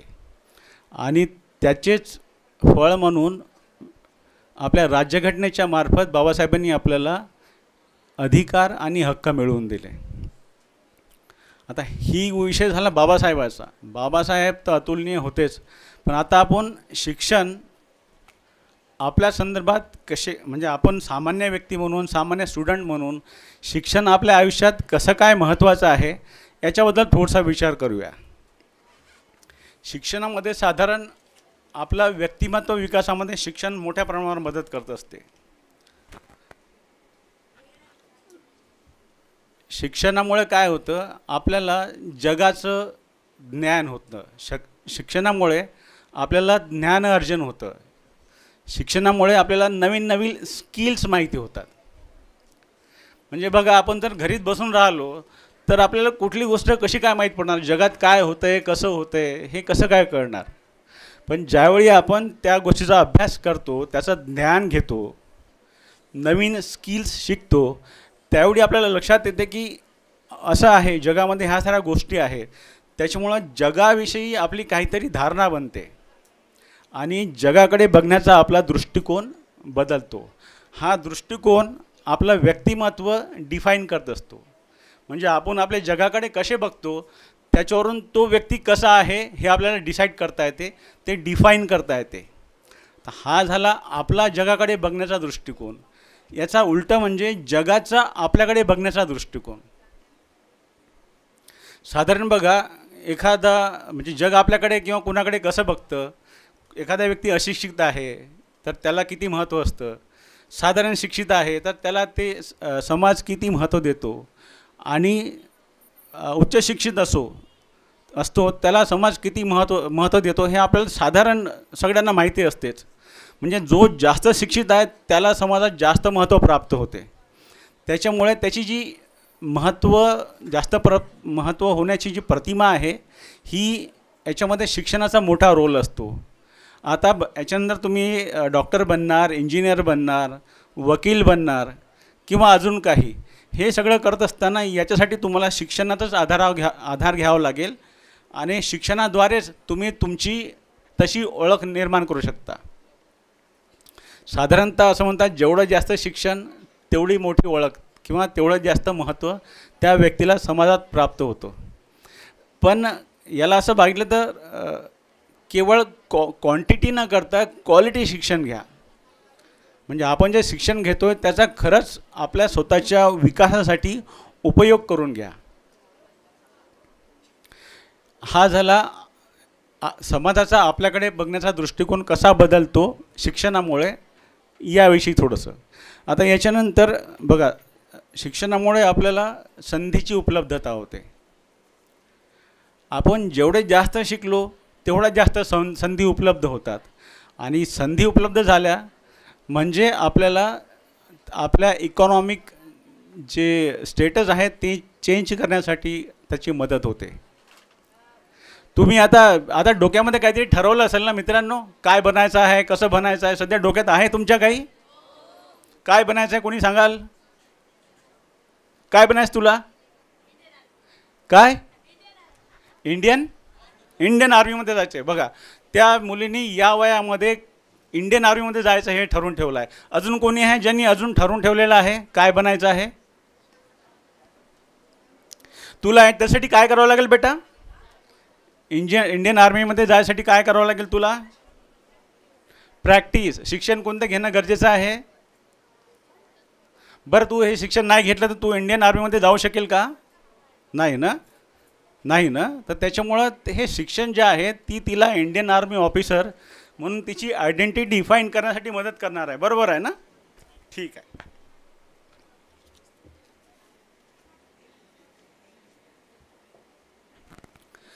शिक्षण आतापर्यंत जे डिस्कस केलं आपण, हे बाकीच्या लोकांना आपल्याबद्दल काय वाटतं याच्या संदर्भात डिस्कस केलं. पण मला असं वाटते शिक्षणाचं सगळ्यात जास्त महत्त्व काय असतं, तर शिक्षणामुळे आपल्याला आपल्याशी ओळख होते. म्हणजे आपले स्ट्रॉंग पॉईंट काय आहेत, आपले वीक पॉईंट काय आहेत याची जाणीव आपल्याला शिक्षणामुळे होते. कारण बघा, आपल्याला गोष्टी माहितीच नसल्या तर आपण नेहमी कॉम्पिटिशनमध्ये कुठे स्टँड करतो हे माहितीच राहत नाही.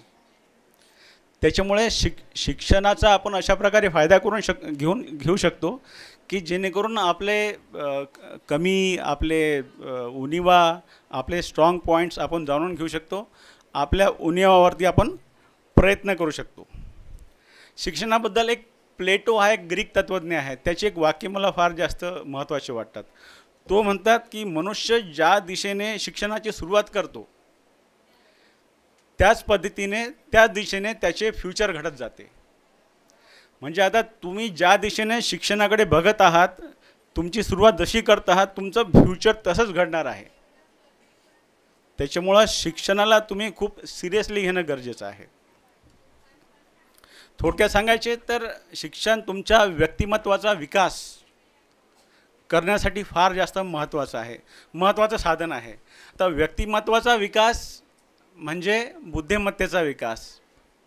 बुद्धिमत्तेच्या विकासाबद्दल बाबासाहेब काय म्हणतात? बाबासाहेब म्हणतात की बुद्धिमत्तेचा विकास हे मानवी अस्तित्वाचं अंतिम ध्येय आहे. आपण बाबासाहेबांना मानतो. म्हणजे ते इंग्लिशमध्ये म्हटलं की cultivation of mind is the ultimate goal of human existence. म्हणजे मनुष्याचं अस्तित्व जे आहे त्याच्यासाठी मानवाने बुद्धिमत्तेचा विकास करणं अतिशय जास्त गरजेचं आहे. आणि बुद्धिमत्तेचा विकास करण्यासाठी शिक्षण हा एकमेव मार्ग आहे. त्यामुळे शिक्षणाद्वारे आपण आपली ओळख अशी निर्माण करू शकतो. आता आपण जे काही डिस्कस केलं त्याच्यामध्ये आपल्याला लक्षात येईल की शिक्षण एक अशी शक्ती आहे ज्याच्यामुळे आपण स्वतः पण घडू शकतो आणि जगाला पण घडू शकतो. बाबासाहेबांनी आपल्या शिक्षणातून आपल्या कर्तृत्वातून हे आपल्याला दाखवून दिलेलं आहे. नॉलेज इज पॉवर हे आता सगळ्यांना माहीत असेलच. Knowledge is power. पण ज्यावेळी आपण म्हणतो नॉलेज इज पॉवर, पण हा जो म्हण आहे ही थोडीशी मला अर्धवट वाटते. तुम्हाला जर एखाद्या गोष्टीचं फक्त नॉलेज आहे आणि त्याचं तुम्ही अप्लिकेशन केलं नाही तर ते नॉलेज काही कामाचं नसतं. फॉर एक्झाम्पल, समजा तुम्हाला स्विमिंग कशी करायची याच्यावरती खूप सारे पुस्तकं वाचायला दिले, म्हणजे तुम्ही पाण्यात गेल्यावरती हात कसा हलवायचा, श्वास कसा घ्यायचा, आपली पोझिशन कशी असली पाहिजे, याच्यावरती समजा तुम्ही खूप पुस्तकं वाचले आणि तुम्ही पाण्यात उतरलेच नाही तर तुम्हाला पोहणं येईल का? नाही ना. त्याच्यामुळे शिक्षण is not power, the application of knowledge is power. म्हणजे हे जे आपल्याला नॉलेज मिळणार आहे त्याचं आपल्याला आपल्या आयुष्यामध्ये अप्लिकेशन करायचं आहे, ते आपल्याला अप्लाय करायचं आहे. तर तुम्हाला सगळ्यांनाच माहीत असेल की अभ्यास केल्यामुळे तुम्हाला हे मिळेल ते मिळेल, सगळ्यांनाच माहीत आहे. सगळेजण ऐकतात, वाचतात, सगळेजण तुम्हाला सांगतात. पण केवळ हे माहीत असणं आवश्यक आहे का? माहीत असणं काफी आहे का? नाही ना. त्याच्यासाठी तुम्हाला ते तुमच्या कृतीमध्ये उतरवावं लागेल. ह्या साऱ्या गोष्टी जोपर्यंत तुम्ही तुमच्या ॲक्शनमध्ये उतरवणार नाही, तुमच्याकडे असलेल्या नॉलेजचं अप्लिकेशन करणार नाही, तोपर्यंत त्या नॉलेजचा काही उपयोग नाही. मग हे नॉलेज याचं अप्लिकेशन आपण कसं करू शकतो त्याच्यासाठी थोडी त्रिसूत्री आहे. मुलांना आता इथून थोडंसं लक्ष द्या. आतापर्यंत मी जे बोललो ना हे साधारण या विषयाला संबंधित बोललो, पण आता याच्यानंतरचा जो मॅसेज आहे ना तो मला खऱ्या अर्थानं तुम्हाला द्यायचा आहे. नॉलेजचं अप्लिकेशन करायसाठी, त्याला ॲक्शनमध्ये आणण्यासाठी एक त्रिसूत्री आहे. ती त्रिसूत्री आहे ना खूप मोठ्या मोठ्या व्यक्तींनी आजमावलेली आहे आणि ती सगळ्या विद्यार्थ्यांसाठी आणि पूर्ण मानवासाठी ती अप्लिकेबल आहे. ती सूत्री आहे 3Dची. 3D म्हणजे discipline, dedication and determination. Discipline म्हणजे सातत्य.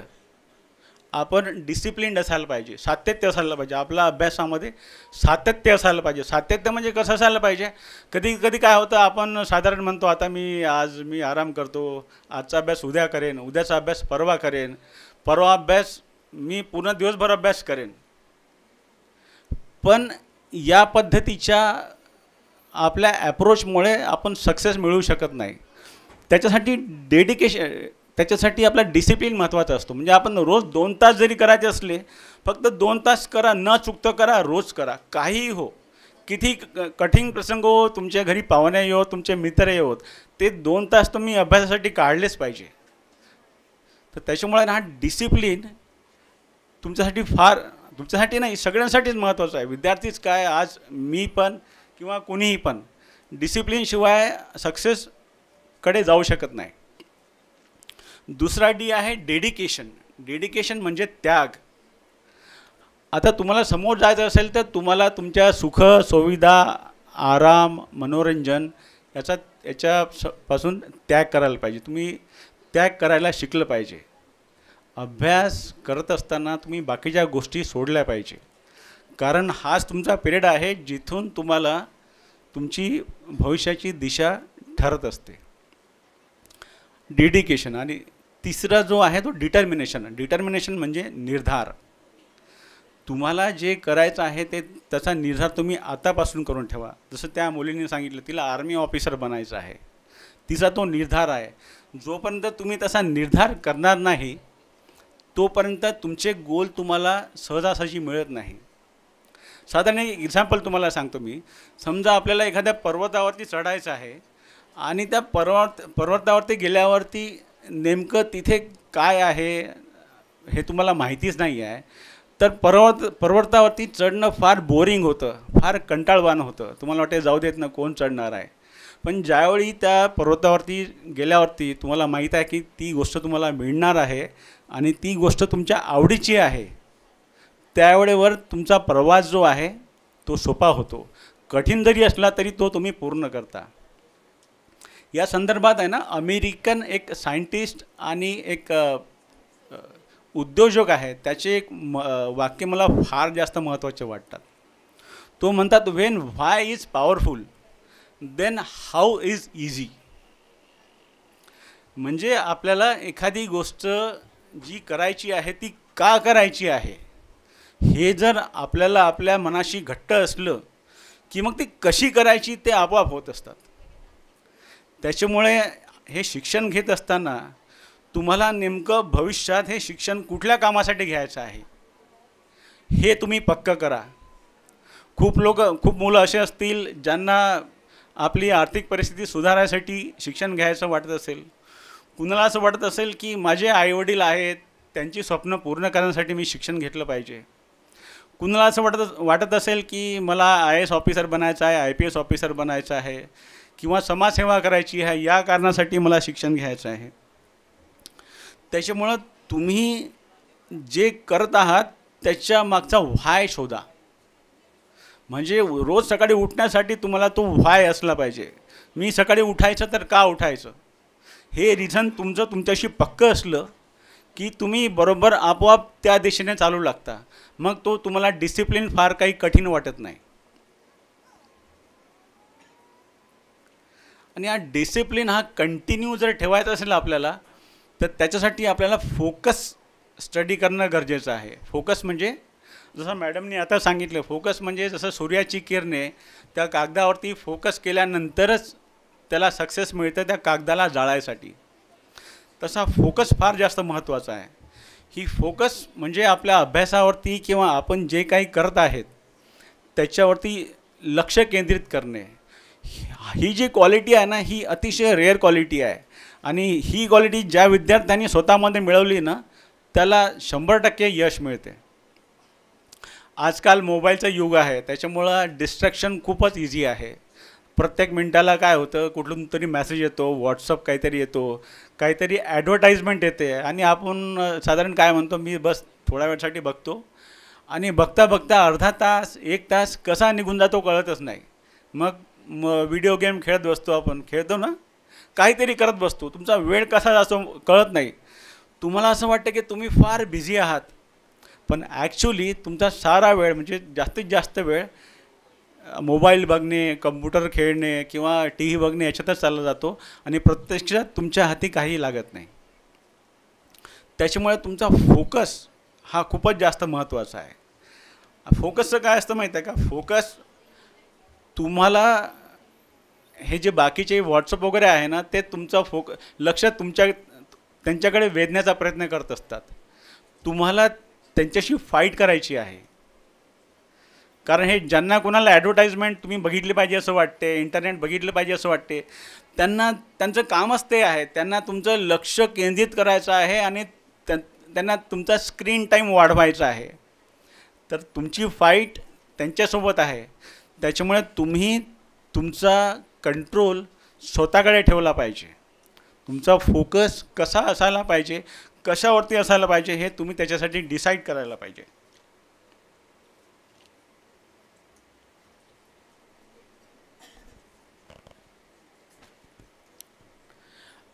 याचा अर्थ असा नाही की मोबाईल आपण सोडूनच द्यायचा. मोबाईल आजची काळाची गरज आहे.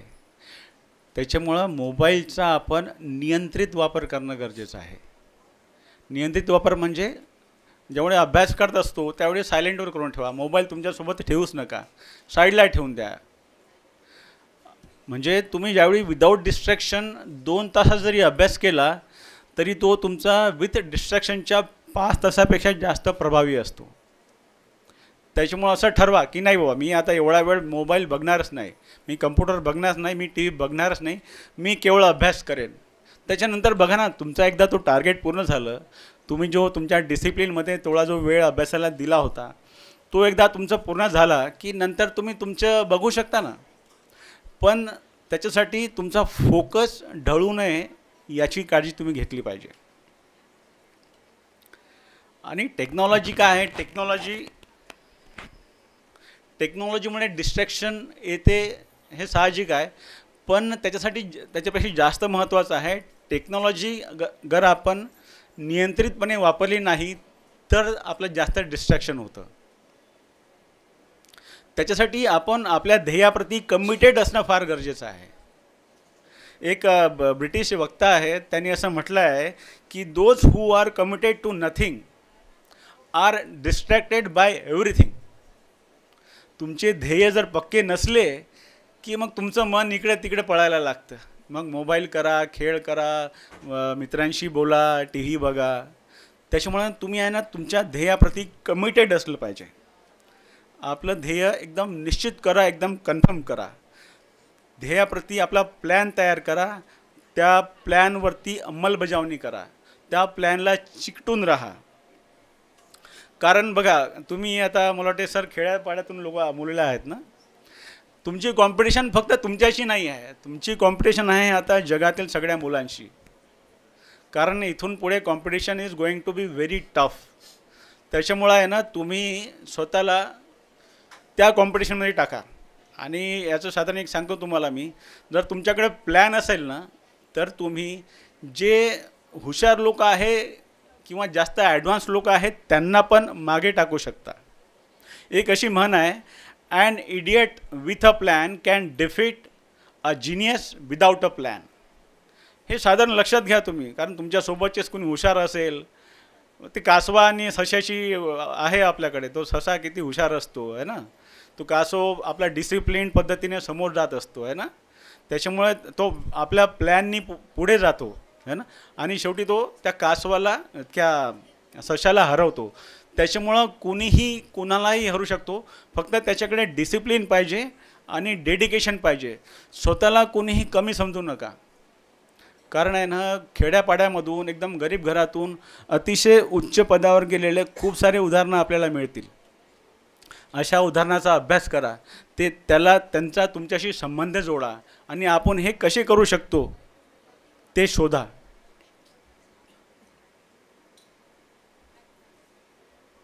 आपल्या ध्येयाप्रती तुम्ही कंटिन्युअस प्रयत्न करा, न थकता अविरतपणे प्रयत्न करत राहा. आराम करणे हे तर साहजिक मानवी स्वभावच आहे, पण आरामापेक्षा महत्त्वाचं आपल्याला काय आहे हे आपण जाणणं जास्त महत्त्वाचं आहे. पंडित नेहरू म्हणतात आराम हराम आहे, आणि ते खरंच आहे. भले आपल्याला वाटत असेल की हे साधारण वाक्य आहे, पण ते फार जास्त महत्त्वाचं वाक्य आहे. कारण आपण जर आपल्या अभ्यासाच्या ऐवजी आराम केला तर आपण कॉम्पिटिशनमधून खूप मागे पडू. तर ही कॉम्पिटिशन तुमची भले दुसऱ्यांची तर असतेच, पण तुम्ही स्वतःशी कॉम्पिटिशन करा. आपले बेटर व्हर्शन आपण कसे बाहेर काढू शकतो, आपण डे बाय डे अजून बेटर कसे बनू शकतो त्याच्यासाठी प्रयत्न करा. असं म्हणतात comfort is the worst addiction. Comfort is an addiction. Addiction म्हणजे एक प्रकारचं काय म्हणते व्यसन आहे आपल्याला. साधारण म्हणजे मानवी स्वभाव किंवा मानवी मेंदूचा विकास असा झाला आहे की आपण साधारण सोपी गोष्ट बघण्याचा प्रयत्न करतो. म्हणजे अभ्यास करायचा असेल तर नको मी टी व्ही पाहतो, किंवा बाहेर जायचं असेल, खेळायला जायचं असेल तर नको मी घरी आराम करतो. तर मानवी मेंदूचा विकासच तसा झाला आहे की जो आहे ना आपली एनर्जी सेव्ह करायला बघत असतो. पण जर आपल्याला आपले ध्येय गाठायचे असेल तर आपण आपला आराम सोडून आपल्या ध्येयाप्रती ॲक्टिव्ह झालं पाहिजे. आणि हे जे डिस्ट्रॅक्शन होत असतं आपलं, या डिस्ट्रॅक्शनसाठी मेन काय कारण आहे, आपल्या ध्येयाप्रती स्पष्टता नसणे. आपले ध्येय एकदम स्पष्ट करा, क्लिअर करा. मला काय बनायचं आहे आणि त्याच्यासाठी प्लॅन करा. त्याच्यासाठी तुम्हाला काय करावं लागेल, कोणत्या मार्गाने जावं लागेल, हे सगळं तुम्ही त्याच्यामध्ये ठरवा.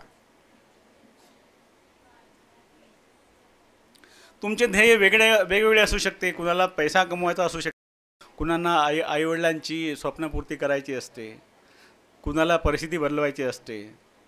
तर त्याच्यामुळे आहे ना, तुम्ही तुमचे ध्येय निश्चित करा आणि ते तुम्हाला ते का करायचं आहे हे डिसाईड करा. साधारण मला वाटते तुम्ही 9वी 10वी 11वीची मुलं आहात ना. हा 9वी 10वी 11वी हा तुमचा एकदम महत्त्वाचा पिरियड आहे. तुमच्या आयुष्याला कलाटणी देणारा पिरियड आहे. त्याच्यामुळं या पिरियडमधला each and every hour, each and every क्षण तुम्ही आहे ना एकदम जपून वापरा. म्हणजे तुम्ही ज्यावेळी मनोरंजन करत असतात तेव्हा you are doing that at the cost of your hard work. तर त्याच्यामुळे आहे ना तुम्ही आणि तुम्ही तुमचं लाईफ रुईन करत असतात. ज्यावेळी आपण आराम करतो, मनोरंजन करतो ना, त्यावेळी तुमच्या आयुष्याचं काहीतरी भाग तुम्ही खराब करत असता. हे तुम्ही लक्षात ठेवायला पाहिजे. आणि तुम्ही हे लक्षात ठेवा की तुमची स्टोरी आहे, तुम्हाला तुमचं आयुष्य घडवायचं आहे आणि या स्टोरीचे हिरो तुम्ही स्वतःच आहात. ते सगळं तुम्हालाच करायचं आहे. हा रस्ता, सक्सेसचा रस्ता किती कठीण असला तरी तो तुम्हाला स्वतःलाच पार करायचा आहे. त्याच्यामुळे कुठलेही काय म्हणते प्रोक्रॅस्टिनेशन न करता, कुठलेही रिझन न देता आपल्या ध्येयाप्रती तुम्ही सतत कार्य करत राहा. तुमचे ध्येय आहे नेहमी उच्च असले पाहिजे. स्वतःला तुम्ही कधीही कमी लेखू नका, कारण स्वतःला कमी लेखणे हा क्राईम आहे. आणि तुम्हाला इंटरनेटमध्ये मिळेल की कोण व्यक्ती एकदम साधारण परिस्थितीतून कसे सक्सेसफुल झालेले आहेत. त्याचं उत्तम उदाहरण म्हणजे बाबासाहेब आहेतच. त्याच्यामुळे तुम्ही अशा उदाहरणाचा अजून अभ्यास करा, स्वतःवरती विश्वास ठेवा. Think in mind that you are best. स्वतःला कमी समजायचं नाही, असं समजायचं आहे की मी बेस्ट आहे, मी माझ्या क्षेत्रात बेस्ट आहे. माझ्या डिसिप्लिनद्वारे मी कुणालाही हरू शकतो. माझ्या डेडिकेशनद्वारे आणि माझ्या डिटर्मिनेशनद्वारे मी कुठल्याही स्पर्धा परीक्षेमध्ये पास होऊ शकतो. कोणत्याही एक्झाममध्ये मी चांगल्या पद्धतीने मार्क मिळवू शकतो. हे लक्षात ठेवा, आपला सक्सेसचा जो मार्ग आहे तो सोपा मार्ग नाही आहे. पण या मार्गाने जात असताना सक्सेस नक्कीच मिळते. जर तुम्ही डिसिप्लिन्ड असाल, डेडिकेटेड असाल आणि डिटरमाइंड असाल तर तुम्हाला सक्सेस नेहमी मिळेल. आणि हा रस्ता जरी संघर्षाचा असला तरी तो तुम्हाला स्वतःलाच पार करायचा आहे. हे तुम्ही स्वतःशी खूणगाठ बांधा. आणि एक साधारण शेवटी तुम्हाला सांगतो की एज्युकेशन, शिक्षण आणि अभ्यास याचे मूळ कितीही कडू असले तरी त्याला लागणारी जी फळे आहेत ना ती फार मधुर असतात.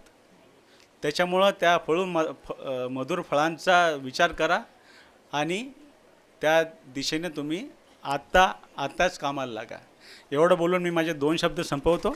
पहिल्यांदा जे आलेले आहेत, पहिल्यांदा कार्यक्रमाला आले त्यांनी हातवरती करा. First time. Very good, very good. नाही अरे पहिल्यांदा म्हटलं, फक्त पहिल्यांदा इथे आले आहेत. हां ठीक आहे, ओके, थँक्यू. हां म्हणजे ॲक्च्युली फक्त मुलींनाच अलाउड होतं, पण हे मुलं आलेत, काय हरकत नाही, तुम्हाला अलाउड आहे.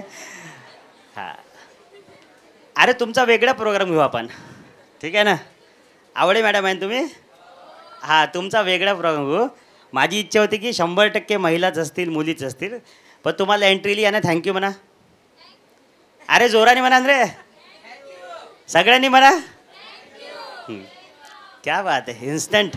Very good, very good.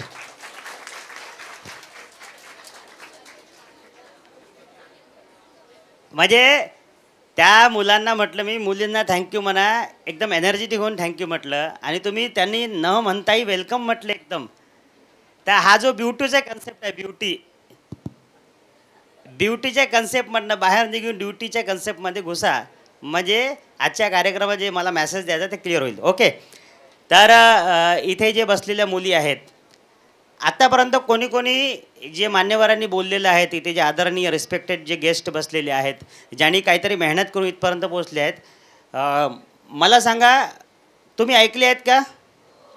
Okay पक्का. तर मला फक्त एक वर्ड सांगा की तुम्हाला असे 2-3 वर्ड सांगा की तुम्हाला काय काय समजलं. एखादी या मुलगी कोण आहे फक्त हात वरती करा. कोणी पण एक जण कोण सांगू शकतं. मला 2 किंवा 3 वर्ड सांगायचे आहे, बोलायचं नाही आहे. काय काय तुम्हाला कळलं शब्द सांगायचा आहे. काय कोण सांगू शकतं इथे या लाईनीमध्ये. या लाईनीमध्ये कोण हात वरती करा, मला हात दिसला पाहिजे. नाही आहे ओके. हां या लाईनीमध्ये कोणी आहेत. हा करणार आहे काय. अरे काही डरणे का नाही. हात कोणाचा हात आहे तो. हां हां व्हाईट शर्ट. हा तुला हां नव्हे का तू.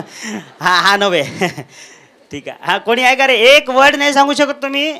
एखादं वर्ड कोणी पण म्हणजे तुम्ही असं काय ऐकलं एखादी गोष्ट आठवली आठवण आहे सांगू शकता का रे. हां कोण आहे.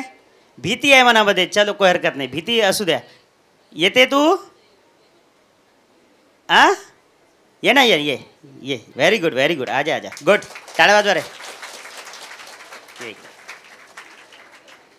अंकित अरे इकडे ना रे तू. अरे फोटोग्राफर आहे काऊन असं करते. ये इकडे. हे बघ तू आता बसून होती इथे तर सरांनी बोलले मॅडम बोलले तुला काय कळलं काय वाटलं जे काही आठवते थोडंसं बोल. ओके तुझं नाव पूर्ण सांगशील. माझे नाव कीर्ती रमेश गावतुरे.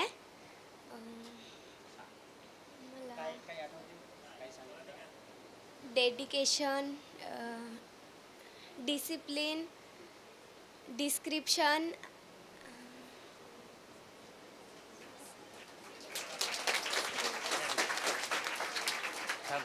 तुझं नाव काय आहे. कीर्ती. प्रश्न ते नाही आहे 3 वर्ड. प्रश्न हे आहे की ती तिथून आली.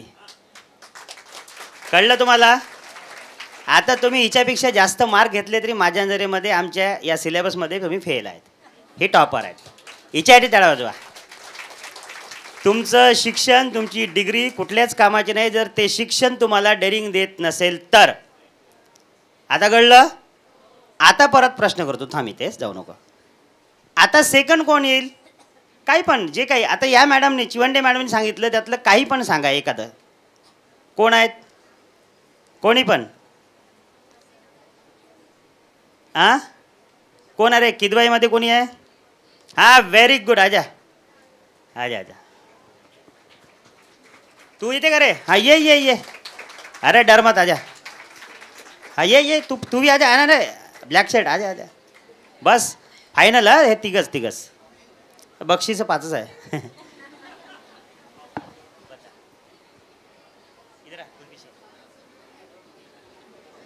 हेलो, मेरा नाम गुलफिशा नाज है और मैं किदवई स्कूल से हूँ.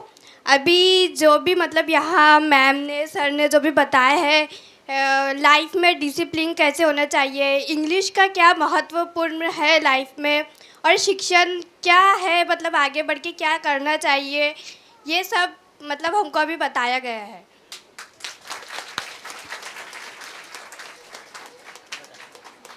जो भी तुझे अभी सुना उसमें से क्या क्या याद है. मैं तो अभी बाहर जाके अच्छा ओके तू आहे फिर. अच्छा ठीक आहे. एक चान्स एक पाहिजे कोणतरी. कोण येत आहे. Very good. ये व्हेरी गुड. हां गुड. अरे आवडे मॅडमला छान वाटेल. माझं नाव प्रबुद्ध वनकर आहे. मी श्री साईनाथ कडोली विद्यालयामधून आहे. मी सरांनी सांगितलेलं एक उदाहरण सांगू इच्छितो. सर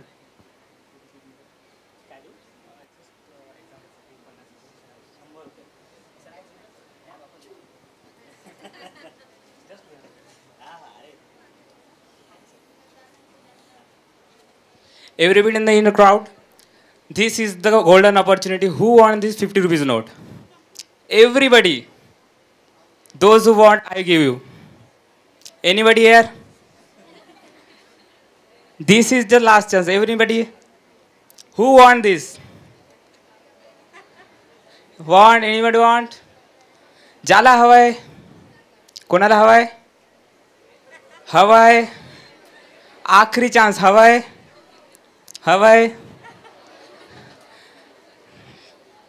हे बघा सर्वांनी इथे हवाय म्हटलं ही एक अपॉर्च्युनिटी होती तुमच्यासाठी, सर्वांसाठी एक अपॉर्च्युनिटी लाईफमध्ये येत असतं. ज्याप्रमाणे आत्ता मी तुम्हाला 50 रुपये दिले असते जर तुम्ही इथे येऊन घेतले असते. तुम्ही ॲक्शन करायला हवं होतं, तुम्ही इथे यायला हवं होते आणि घ्यायला हवं होते. प्रत्येकाच्या लाईफमध्ये एक अपॉर्च्युनिटी येतात. सगळेजण विचार करतात की मला हवं आहे, मला हवं आहे, बट कुणी त्याच्यामधून जे ॲक्शन करतात, ज्याला हवं आहे असतं, जे कृती करून त्याला घ्यासाठी डेडिकेशन पुढे जातात, त्याला ते मिळतं. म्हणून कन्सिस्टन्सी, डेडिकेशन हवं आहे लाईफमध्ये. बट तुम्हाला थोडं डेअरी करून पुढं जाऊन त्याला ती जे अपॉर्च्युनिटी असतं तिला गेन करता आलं पाहिजे. हेच सरांनी सांगितलं होतं, हेच मी सांगतो. त्यामुळे कुठलीही अपॉर्च्युनिटी आली तर तिला वाया जाऊ दे न देता तिला गेन करा. थँक्यू. ते नाव द्या ना 2. चंद्राकडे मॅडम तक्षशिला म्हणजे या इकडे या. आणखी एक कोण आहे? हां हां हाच होता का? ठीक आहे, या तुम्ही या इकडे या. प्रबुद्धवन. ओके. हां आणखी कोण आहे? एक जण, एक कोण येतं रे? बरं चला, पॅरेंट्सपैकी जे आहेत ॲडल्ट पॅरेंट्स, विद्यार्थी सोडून जे इथे उपस्थित आहेत त्यांच्यापैकी कोणी पण हां, मक्कीवर साहेब येतं, सॉरी दासेकर साहेब येतं का? हां. हॅलो, मला सर्वप्रथम एक गोष्ट सांगायची इच्छा आहे की सोनटक्के सरांना मी मागच्या 10 वर्षापासून ओळखतो आणि त्यांचं पहिलं कार्यक्रम डॉक्टर बाबासाहेब आंबेडकर सभागृह जे आहे तिथे झालं होतं. त्यांनी लहान लहान मुलापासून मोठ्या मुलांना मोटिवेशन करायचं, खास करून नागपूरहून मोटिवेशनचे सरांना, मेश्राम सरांना बोलवलं होतं. त्यांचं मी अभिनंदन करतो. आणि आजच्या दिवशी जे सरांनी सांगितलं, खास करून आमच्या अध्यक्ष सुप्रिटेंडंट इंजिनियर आहेत, मी ती महावितरणला ड्युटी करतो. आमच्या ज्या मॅडम आल्या आहेत त्यांनी खूप सुंदर भाषण दिलं आणि प्रबोधन बी केलं. त्यांनी सांगितलं की बाबासाहेबांनी जे परिस्थिती आजमावली आपल्या ती परिस्थिती नाही आहे. आपण आता एकदम सुविधायुक्त जीवन जगत आहोत. ती सुविधायुक्त जीवन जगत असताना आपल्याला शिक्षणाचं जे महत्त्व आहे ते कमी करू नये असं मॅडमचं मत होतं. आणि खास करून इंग्रजी शिक्षण याकडे लक्ष द्यावे, जेणेकरून भविष्यामध्ये आपल्या जे अडचणी येणार आहेत ते कमी होतील. सोबतच थूल मॅडम यांनी सांगितलं की मी लग्न झाल्यानंतरसुद्धा जे काही शिक्षण घेऊ शकली कारण त्यांना त्यांच्या परिवाराचं, त्यांच्या साहेबांचं सपोर्ट मिळालं होतं. आणि म्हणतात ना, जसं प्रत्येक विद्यार्थी आईवडील सपोर्ट करतात तसं तुमचे पॅरेंट्ससुद्धा तुम्हाला सपोर्ट करतात. तुम्ही त्यांच्या इच्छेनुसार किंवा त्यांच्या ज्या सपोर्ट आहे त्याचा तो मदत घ्या. आणि आमचे जे सर आहेत त्यांनी बोलले की आपल्याला कोणतीही गोष्ट करत असताना कन्सिस्टन्सी पाहिजे आणि हे सत्य आहे. आणि कन्सिस्टन्सी कशी पाहिजे? ॲक्टिव्हिटीमध्ये तुम्ही कन्सिस्टन्सी करता, म्हणजे कोणतेही कार्य करत असताना ती कंटिन्यू करत असेल तर सक्सेस होतं. जसं म्हणतात ना, आपण एखाद्या दगडाला पाण्याने फोडू शकतो, हे सत्यवचन आहे. पण केव्हा जर कंटिन्यू पाणी पडत असेल तो दगड एका दिवशी क्रॅक होऊ शकतो. त्याच्यावर ऊन, वारा, पाऊस याचा परिणामसुद्धा होतो. म्हणजे सराउंडिंग बी तुम्हाला तसं प्रोटेक्ट करतात. सरांनी पुन्हा सांगितलं की वाय तुमचं क्लिअर पाहिजे. वाय जसं म्हणतात ना, मला जर तुम्ही एक पिक्चर पाहिला असेल, तो पिक्चर जो पहाड तोडतो, एक मूवी आहे, त्या मूवीमध्ये पहाड तोडण्याची जी इच्छा असते कारण त्याची पत्नी त्या पहाडाच्यामुळे मरण पावते. हां, मांजी हा मूवी बहुत सुंदर मूवी आहे, मला बहुत आवडला. मूवीचं ॲक्शन एकच आहे की माझी इच्छा आहे की मी ही परिस्थिती दुसऱ्यावर येऊ नये, ही परिस्थिती मी मुळातून नष्ट करता आली पाहिजे. मग त्यांनी ते प्रयत्न केला, त्याच्या प्रयत्नाला सपोर्ट समाजाचा मिळाला, बाकी लोकांचा मिळाला. म्हणजे तुम्हाला स्वतः प्रयत्न करायला लागेल, तुमच्या मागे आम्ही येऊ. आणि हे सत्य गोष्ट आहे, तुम्हाला पहिलं स्वतःचं नेतृत्व करायला लागेल तरच तुमच्या मागं समाज किंवा बाकी पॅरेंट्स बाकी गोष्टी उभे राहू शकतात. धन्यवाद. थँक्यू सर संधी दिल्याबद्दल. हां दासेकर साहेब थांबा, या इकडे या. इकडे हे जे आहेत आता इथे, हे सगळं एक रॅन्डमली आपण एक नियोजन केलं होतं की आपण एक सरप्राईजली गिफ्ट देऊ. ठीक आहे, तर ॲक्च्युली विद्यार्थ्यांसाठीच होतं, पण तुमच्यापैकी कोण होतं म्हणून सरांना एक संधी मिळाली, तर मी मान्यवरांना विनंती करतो की यांना एक आपण प्रोत्साहनपर गिफ्ट देऊन सत्कार करू.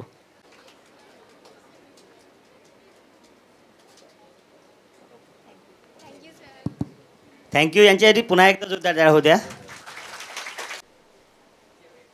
हां बघा, या तुम्हाला असा एक बुक देण्यात येईल शेवटी.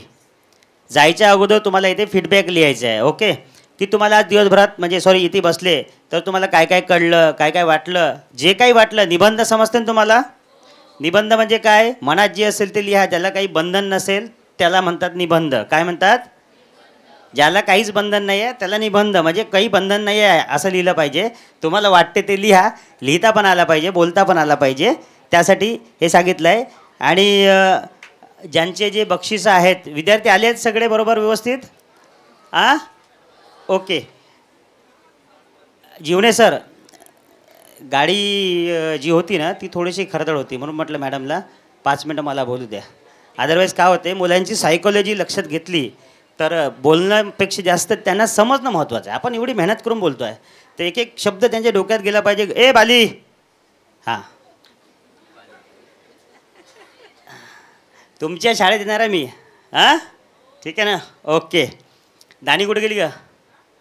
हे बघ ना, बोलताय ना तिकडे. हां ठीक आहे. तर बघा, अरे हे अतिशय भयंकर आहे रे तुमच्या आयुष्यामध्ये, तुम्हाला माहिती नाही आहे. ठीक आहे, आपण हसी मजाकमध्ये आहोत, हसत खेळत आहेत. तुम्हाला कळते का तुम्ही इथे जे बसलेले आहेत तुम्ही कोणते 10th आहेत, 11वी 12वीमध्ये आहे, 9thमध्ये आहेत, बरोबर आहे ना?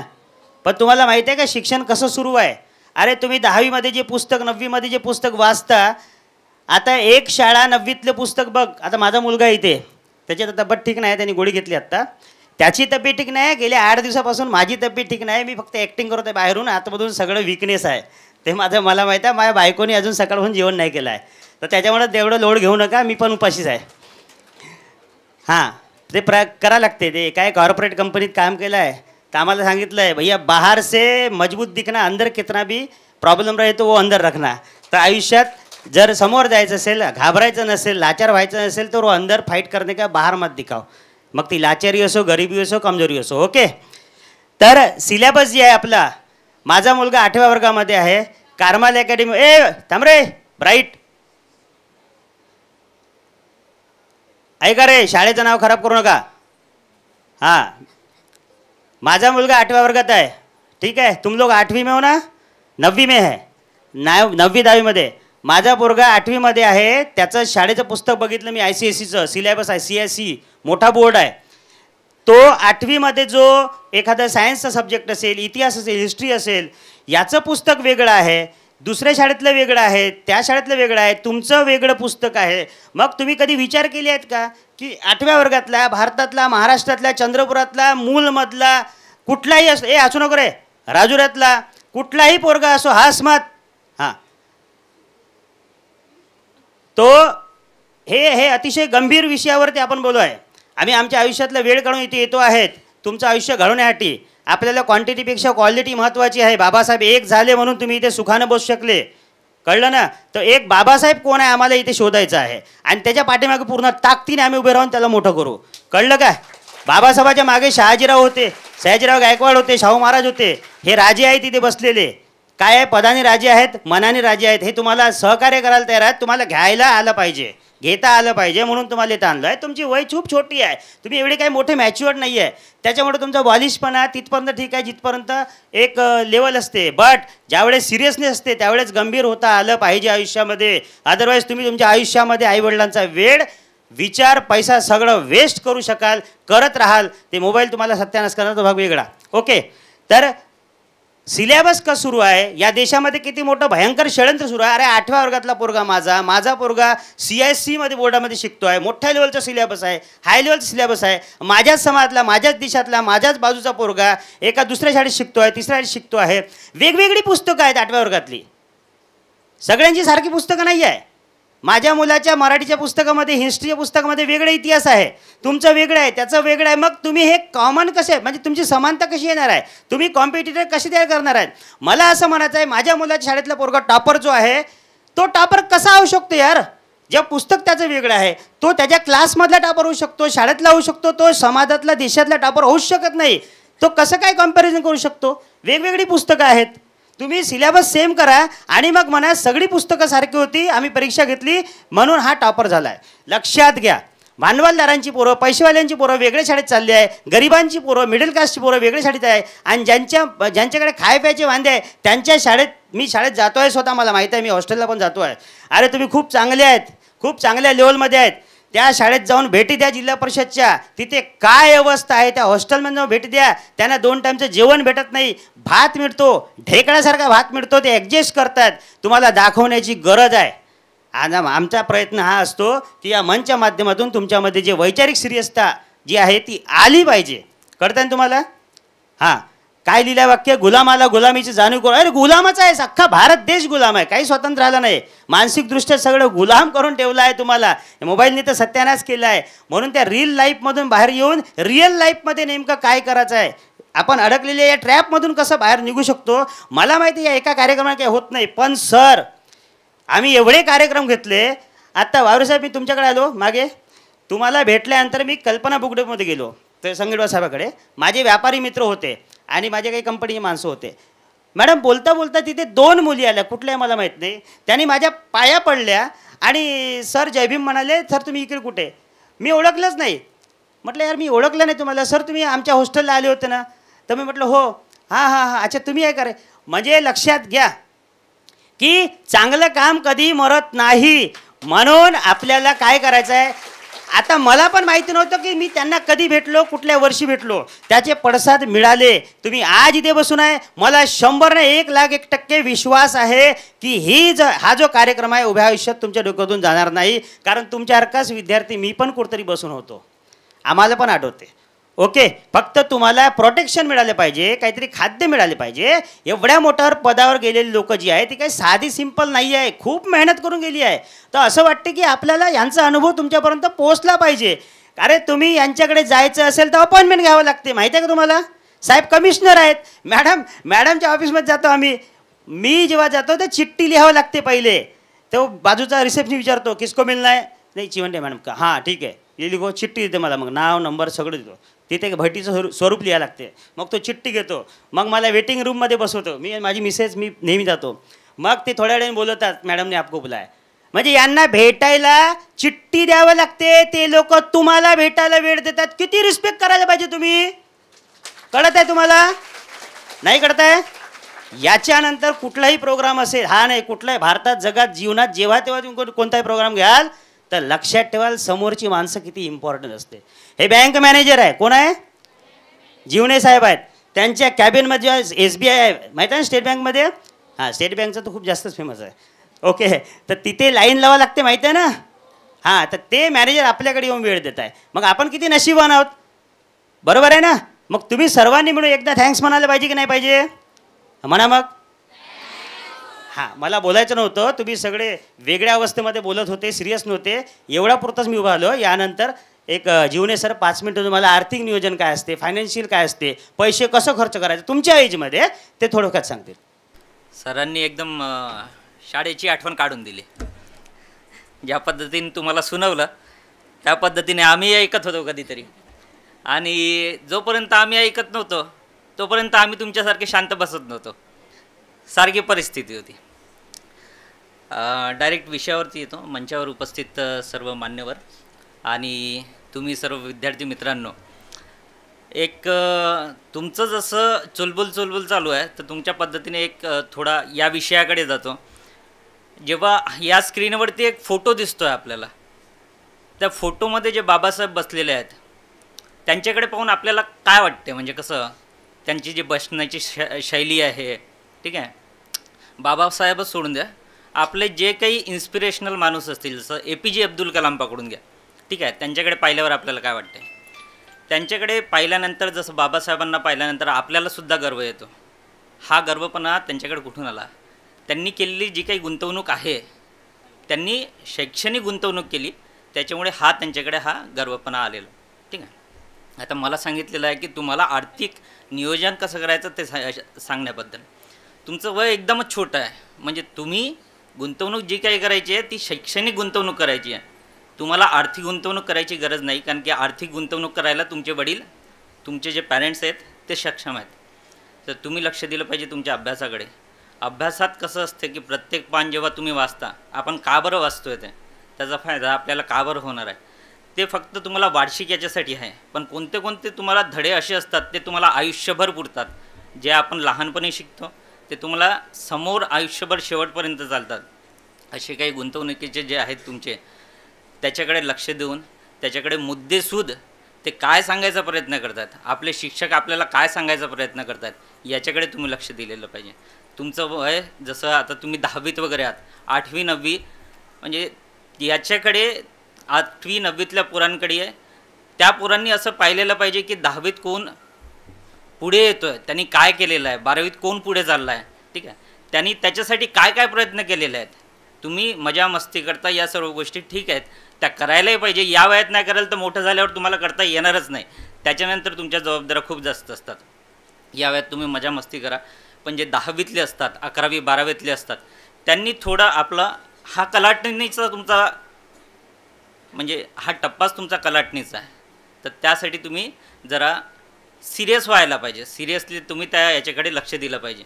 आता जो व्यक्ती जो विद्यार्थी जो 10वीत टॉप करतो नाही तर 12वीत टॉप करतो, त्याला काय होते, त्याला आपल्यापेक्षा चांगलं कॉलेज मिळते. आजकाल शासकीय जे काही आहेत, जसं इंजिनिअरिंग कॉलेज आहे, वैद्यकीय कॉलेज आहे, तुम्हाला जिकडे जायचं असेल त्या याच्यात गव्हर्नमेंट एवढी फॅसिलिटी देतो की जरी आपली आर्थिक परिस्थिती, आपल्या आईवडिलांची आर्थिक परिस्थिती तेवढी सुंदर नसेल तरी हे गव्हर्नमेंट आपल्याला ते प्रोव्हाइड करते की त्या माध्यमातून आपलं जे शिक्षणासाठी जेवढा जास्त खर्च लागायचा असतो तो लागत नाही. आणि आता ॲज अ बँकर म्हणून मी तुम्हाला सांगतो, जसं 12वीनंतर कोणाकोणा विद्यार्थ्याला एक टेन्शन येते की आमची आर्थिक परिस्थिती व्यवस्थित नाही, माझे वडील मजुरी करतात नाही तर माझे वडील शेती करतात. तर बँकेकडून अशा विद्यार्थ्यांना जे हुशार आहेत त्या विद्यार्थ्यांना लोन मिळते. त्या लोनमध्ये गव्हर्नमेंट तुम्हाला इंटरेस्ट सबसिडी देतो. इंटरेस्ट सबसिडीमध्ये जसं doctor Babasaheb Ambedkar interest subsidy आहेत, बाकीच्या 2-3 सबसिडी आहेत ज्याचा तुम्हाला लाभ घेता येतो. गव्हर्नमेंट जे कॉलेजेस आहेत त्या याच्यातून मोठे मोठे महाविद्यालय आहेत ज्या याच्यातून तुम्हाला शिष्यवृत्ती मिळते, त्या याच्यात तुमचं शिक्षणाचा खर्च फार कमी होऊन जातो. पण तुम्ही त्या कॉम्पिटिशनच्या योगात पुढे येता. आपल्याला कधी कधी आता आम्हालाही, आम्हीसुद्धा जिल्हा परिषदच्या शाळेतून आलेलो आहोत, ठीक आहे, आम्हाला ते शिक्षण माहीत आहे. जसं मी जेव्हा लहान होतो मला आत्ताही आठवते, आमच्याकडे दप्तर म्हणून पिशवी असायची, आम्ही पिशवी घेऊन जायचो. पिशवीसोबत गड्यात बॉटल असायची. आजकाल गड्यात बॉटल लावून कोणी जात नाही, आम्ही जात होतो, आम्ही मित्राचा मित्र जात होतो. आज असं झालं की ते वातावरण आम्हाला असं मिळालं. आज माझा पूर्ण ग्रुप मोठ्या मोठ्या पदावर आहे. जसं मी एका पदावरती आहे तसं मोठ्या मोठ्या पदावर बाकीचे आहेत. यांच्याकडे बघताना आपल्याला गर्व होतो, ठीक आहे, आपल्याला असं वाटतं की यांच्यासारखं आपण बनावं. मलाही तसं वाटत होतं की आपण यांच्यासारखं बनावं म्हणून.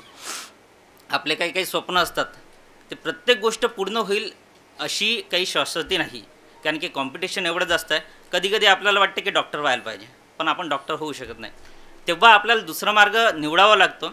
पण त्या मार्गातही चालताना आपल्याला एक असं इन्स्पिरेशन ठेवायला लागतं. आता तुम्ही या सर्वांकडे बघा, ठीक आहे, तुम्हाला वाटते की नाही की भविष्यात मोठं झाल्यानंतर 5 वर्ष 10 वर्ष जेव्हाही तुम्ही मोठे व्हाल की ही संधी तुम्हालाही मिळायला पाहिजे. ही संधी तुम्हाला कधी मिळेल, जेव्हा तुमच्याकडे ती डिसिप्लिन राहील, ठीक आहे, जसं सरांनी सांगितलं कन्सिस्टन्सी राहील. एखादी असं म्हणजे आता तुमचं आहे सकाळी उठल्या उठल्या एखादी असं पोस्टर लावा, ठीक आहे, हे डॉक्टर बाबासाहेब आंबेडकर यांचंच लावा अशातलं नाही. जोही तुम्हाला इन्स्पिरेशन, तुमच्या शाळेतलं प्रिन्सिपल जरी असेल, तुम्हाला वाटत असेल की हे माझ्यासाठी इन्स्पिरेशन आहे, त्यांचा फोटो लावा. सकाळी सकाळी बघा त्यांचं रुटीन पहा कसं असेल, ठीक आहे. एक अब्दुल कलाम यांचं मी रुटीन सांगतो. ते पहाटे 3 वाजता उठत होते, 3 वाजता उठून आंघोळ वगैरे करायचे. ते आपल्याच्याने आत्ताही शक्य होत नाही, ठीक आहे. ते आंघोळ करायचे, 4 वाजता गणिताच्या शिक्षकांकडे जायचं, त्यांच्याकडे ट्युशन करायचे, त्याच्यानंतर पेपर वाटायला जायचे, त्याच्यानंतर शाळेत जायचं. अशी परिस्थिती आपली नाही आहे. पण जी आपली परिस्थिती आहे त्या परिस्थितीतून परत आपल्याला वरती उभं राहायचं आहे. तर त्याच्यासाठी आपल्याला मेहनत करायला लागेल, शिक्षण घ्यायला लागेल. शिक्षण अशा पद्धतीने घ्या की त्याची गुंतवणूक तुम्हाला आयुष्यभर पुरेल, ठीक आहे. तुम्हाला एकट्यालाच पुरणार नाही, ती सर्वांना पुरेल. धन्यवाद सर, थँक्यू. अरे इतकं पण गंभीर होऊ नका. तुम्हाला गंभीर म्हणजे खंबीर राहायचं आहे, पण चेहरा हास्य ठेवा. तुम्ही एकदम सिरियस झाले असंही करू नका, ठीक आहे ना. हां, झाला आपला प्रोग्राम एंडिंगला आहे. आणि मग नंतर तुम्हाला ज्या याच्यासाठी तुम्ही वाट पाहत आहेत, ठीक आहे ना. त्याच्या अगोदर आता सर बोलताना माझ्या डोक्यात एक ट्रिक्स आलं. तुम्ही जायच्या अगोदर इथे जे बसलेले आहेत मान्यवर, ठीक आहे, रिस्पेक्टेड मंडळी, त्यांच्याशी पर्सनली तुम्हाला स्टेज डेअरिंग आली पाहिजे. पर्सनली भेटायचं, सरांचा नंबर घ्यायचा, मॅडमचा नंबर घ्यायचं. आयुष्यात कधीतरी यांच्या ऑफिसमध्ये एकदा तरी भेट द्यायचं, माझं नाव सांगायचं, प्रबोधन विचारमंच आणि युवा मंचच्या कार्यक्रमात सर आम्ही आलो होतो, आम्हाला तुम्हाला भेटायचं आहे, तुमचं ऑफिस पाहायचं आहे, पाणी पादा चहा पादा हक्कानी म्हणा, ठीक आहे. हां, म्हणाल का रे एकदा तरी जायचं मग जायचं. कोण जा पक्का? एवढे बाकीचे का? हो ते हमारे चंद्रपुर के तो सब लोग हाथ ऊपर कर रहे. लिटिल फावचे काऊन मागे रे? ठीक आहे, इनरीचवाले 2-3च आहे. हां तुमची टीचर आल्यात. ओके, याचे बरेचसे बेनिफिट होतात. यासाठी नाही की जायचं, त्यांचं कामकाज कसं आहे समजून घ्यायचं. तर ही अतिशय महत्त्वाची गोष्ट नोंद करून ठेवा. कधीही कुठेही कार्यक्रमात जाल तर अशा मोठ्या लोकांसोबत ओळख करायची. फक्त काही 2-3% मुलं असतात, ते प्रत्येक वेळेस एक वेगळे येतात आणि आपली ओळख करून घेतात. मला असं वाटतं की सगळ्यांनी ते एक ट्रिक्स यूज करायला पाहिजे. नंबर्स घेतलं पाहिजे, शेअर करायला पाहिजे. मग कॉल करायचं कधी एखाद्या वेळेस, सर मला याच्यामध्ये अडचण येत आहे. हे एवढी लोक एक दिवस भाषण नाही ऐकायचं आहे, या निमित्ताने फॉरेवर यांच्या टचमध्ये राहायचं आहे. कळलं का तुम्हाला? माझा उद्देश तो असते रे बोलवायचा. ठीक आहे ना? हां, आणि आता शेवटचे जे आपले डॉक्टर डोंगरे सर आहेत, प्रवीण डोंगरे सर आहेत, ते आमचे प्रत्येक कार्यक्रमाचे गेस्ट असतात. चांगले फॅमिलीयर मित्र आहेत, आमचे चळवळीचे आहेत. ते जे स्पेशलिस्ट आहे बधिरीकरण त्यांनी म्हटलं आहे, ॲनेस्थेसिया. ऑपरेशन करण्याच्या अगोदर एक इंजेक्शन देऊन त्या पेशंटला बेशुद्ध पाडलं आहे, ते माहीत आहे ना? तर ते फक्त इंजेक्शन द्यायचे सर पैसे घेतात. माहीत आहे का तुम्हाला? हां, आणि एक नर्स असते, तिला इंजेक्शन द्यायला महिनाभर ठेवलं की तिला 4-5 हजार रुपये पगार मिळतो. आणि सर एक टोचणी मारायला मला माहीत नाही फी किती आहे त्यांची, असेल 5-10 हजार रुपये एक फक्त. पण ती एक्झॅक्ट कुठं मारायची त्याचे पैसे घेतात ते. आणि ते कुठं टोटायचं एक्झॅक्टली याच्यासाठी ते जीवनभर अभ्यास करून ते डॉक्टर तिथे बनतात. एवढं सोपं नाही रे हे आपल्याला वाटतं इझी. हे लोक खूप मेहनत करून गेलेले आहे. तर मला असं वाटतं की सर ते तुमचा जो ऑपरेशन करताना जो काही तुमचा अनुभव आहे इतका सोपा. कारण मला विधेच्या वेळेस ऑपरेशन केलं छोटंसं ते मावानीकडे. तुम्ही होते कोण मला माहीत नाही. तर मी म्हटलं यार ये सिर्फ इंजेक्शन देणे को आते और इतने पैसे लेते, तो जाके पूछो बोले. ऑपरेशनमध्ये येते तर खरंच सर त्याचं पाठीमागचं काय लॉजिक आहे सांगाल? आज आपण प्रबोधन विचार मंच आणि युवा मंचच्या शिक्षणाचं महत्त्व या विषयावरच्या कार्यक्रमामध्ये आपण इथे जमलेलो आहोत. आजच्या कार्यक्रमाचे अध्यक्ष सोनटक्केजी साहेब आणि उपस्थित मान्यवर सचिन थोरातजी, संध्या चिवंडे मॅडम, संगीता थूल मॅडम, पंकज जीवनेजी आणि उपस्थित वावरे साहेब आणि उपस्थित बंधू भगिनींनो, विद्यार्थी मित्र आणि मैत्रिणींनो. तर आजच्या पूर्ण कार्यक्रमाचा जो टॉक होता की शिक्षण आणि त्याचं महत्त्व, तर ह्या विषयावर सर्वांनी मार्गदर्शन केलेलं आहे. आणि आपल्या महापुरुषांनी मग जगाला मानवी मूल्यांची रुजवात करून देणारे तथागत बुद्ध आणि आधुनिक काळामध्ये जे वंचित समाज होता, शोषित पीडित समाज होता, त्या समाजाचं उत्थान करणारे महात्मा ज्योतिबा फुले, शाहू महाराज आणि डॉक्टर बाबासाहेब आंबेडकर हे त्रिरत्न आहेत. ह्या सर्वांना नमस्कार त्यांच्या कार्यकर्तृत्वाला करतो आहे मी.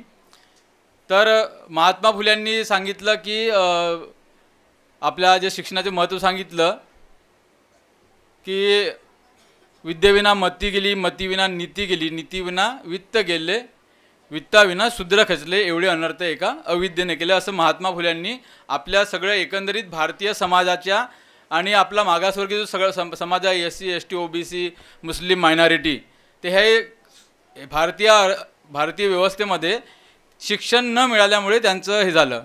तर शिक्षणाने काय होतं? शिक्षणाने योग्य अयोग्य कळते, शिक्षणाने खरे खोटे कळते.